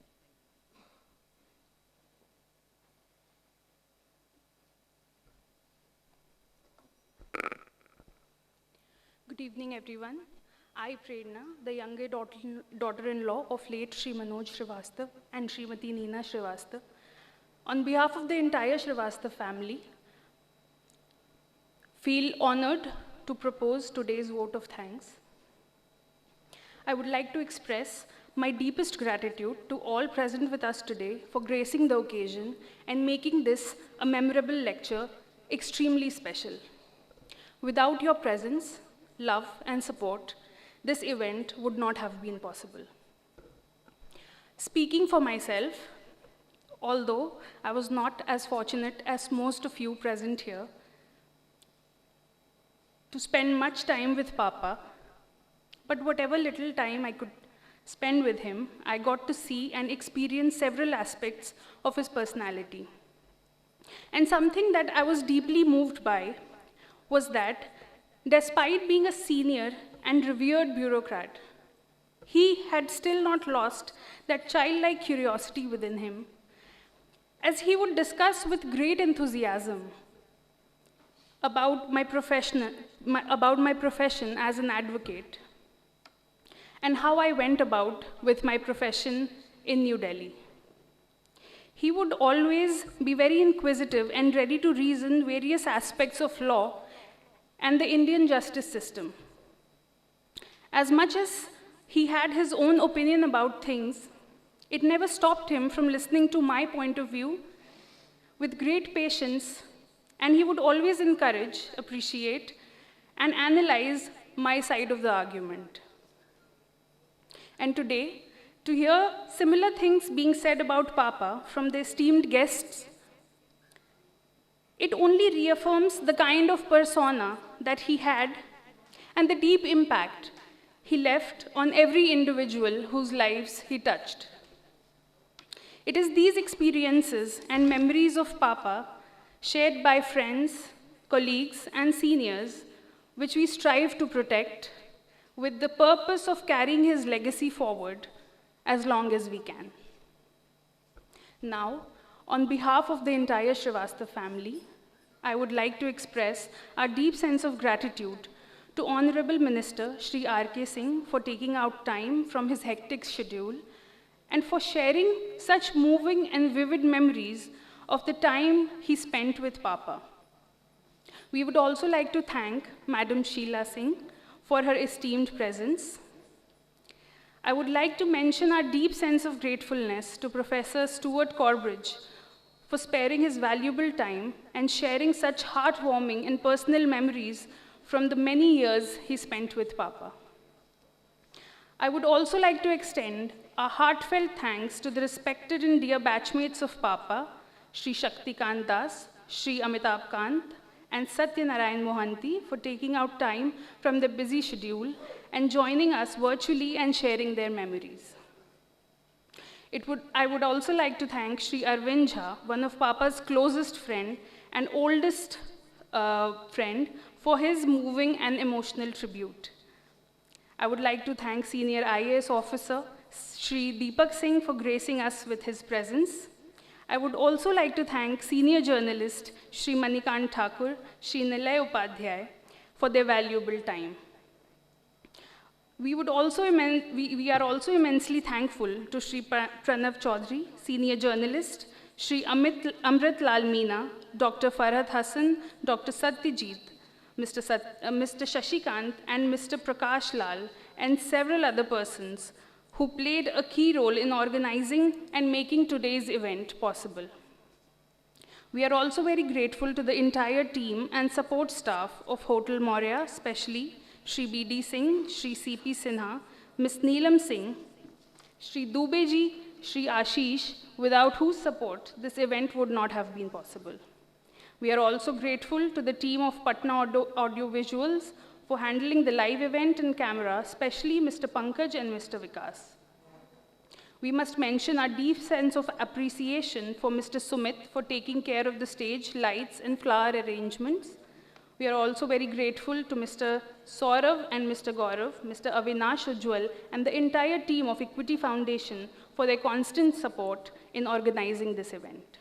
We would also like to extend our sincere thanks to those from the media who have gathered today to cover the event. Last but not the least, we would like to extend our heartfelt gratitude to all the colleagues, family, and friends who are present here, and also to many who have connected virtually, without whose love and support this event would not have been possible. At the end, as it is known to all that Papa immensely believed and stood by the principle of speaking truth to power, on today's occasion, let us go back in time and listen to what he had to say about the same. वो analysis नहीं थी, शायद focus नहीं था. मेरा मानना है कि एक बहुत बड़ी बात इसमें सामने निकल के आती है. स्वामी जी उस मूवमेंट को अगर लेके चले भी तो उनको बहुत क्लियर समझ में कुछ दिन समय के बाद था कि लार्ज मूवमेंट का जो डोमिनेंस है उस वक्त नेशनल मूवमेंट का, उसके साथ ये मेल नहीं खा रहा है. उसके बाद भी there is a term speaking truth to power. सबसे बड़ी डिफिकल्ट बात speaking truth to power, and there are two parts of it. One, you speaking truth to power when you talk truth to the powerful state and other individuals. You speak truth also to the powerful existing institutions. और existing institutions landlord का था. वर्षों से जमा हुआ landlord के institutions को आप आसानी से विश्व में नहीं कर सकते थे. और उस इंस्टीट्यूशनल रियलिटी और ताकत और उनके सपोर्ट में जो ओवरऑल कांग्रेस के मूवमेंट में, नेशनल मूवमेंट के पक्ष में था, उस सब के खिलाफ स्वामी जी ने कहा यही सही है, इसलिए I will speak truth to the power. ये ताकत बहुत कम लोगों को होती है मित्रों, और स्वामी जी के इस पर्सनैलिटी का ये पक्ष, मैं सबसे बड़ी बात, वो फेल करें. जो जीता सो सिकंदर, वो जीते नहीं, लेकिन वो इतनी बड़ी बात कह गए कि है कलेजा to speak truth to the power, चाहे कुछ हो जाए. I would also like to thank Harjot ma'am for her kind words on Papa. I would now request all of you to kindly join us for high tea. Thank you.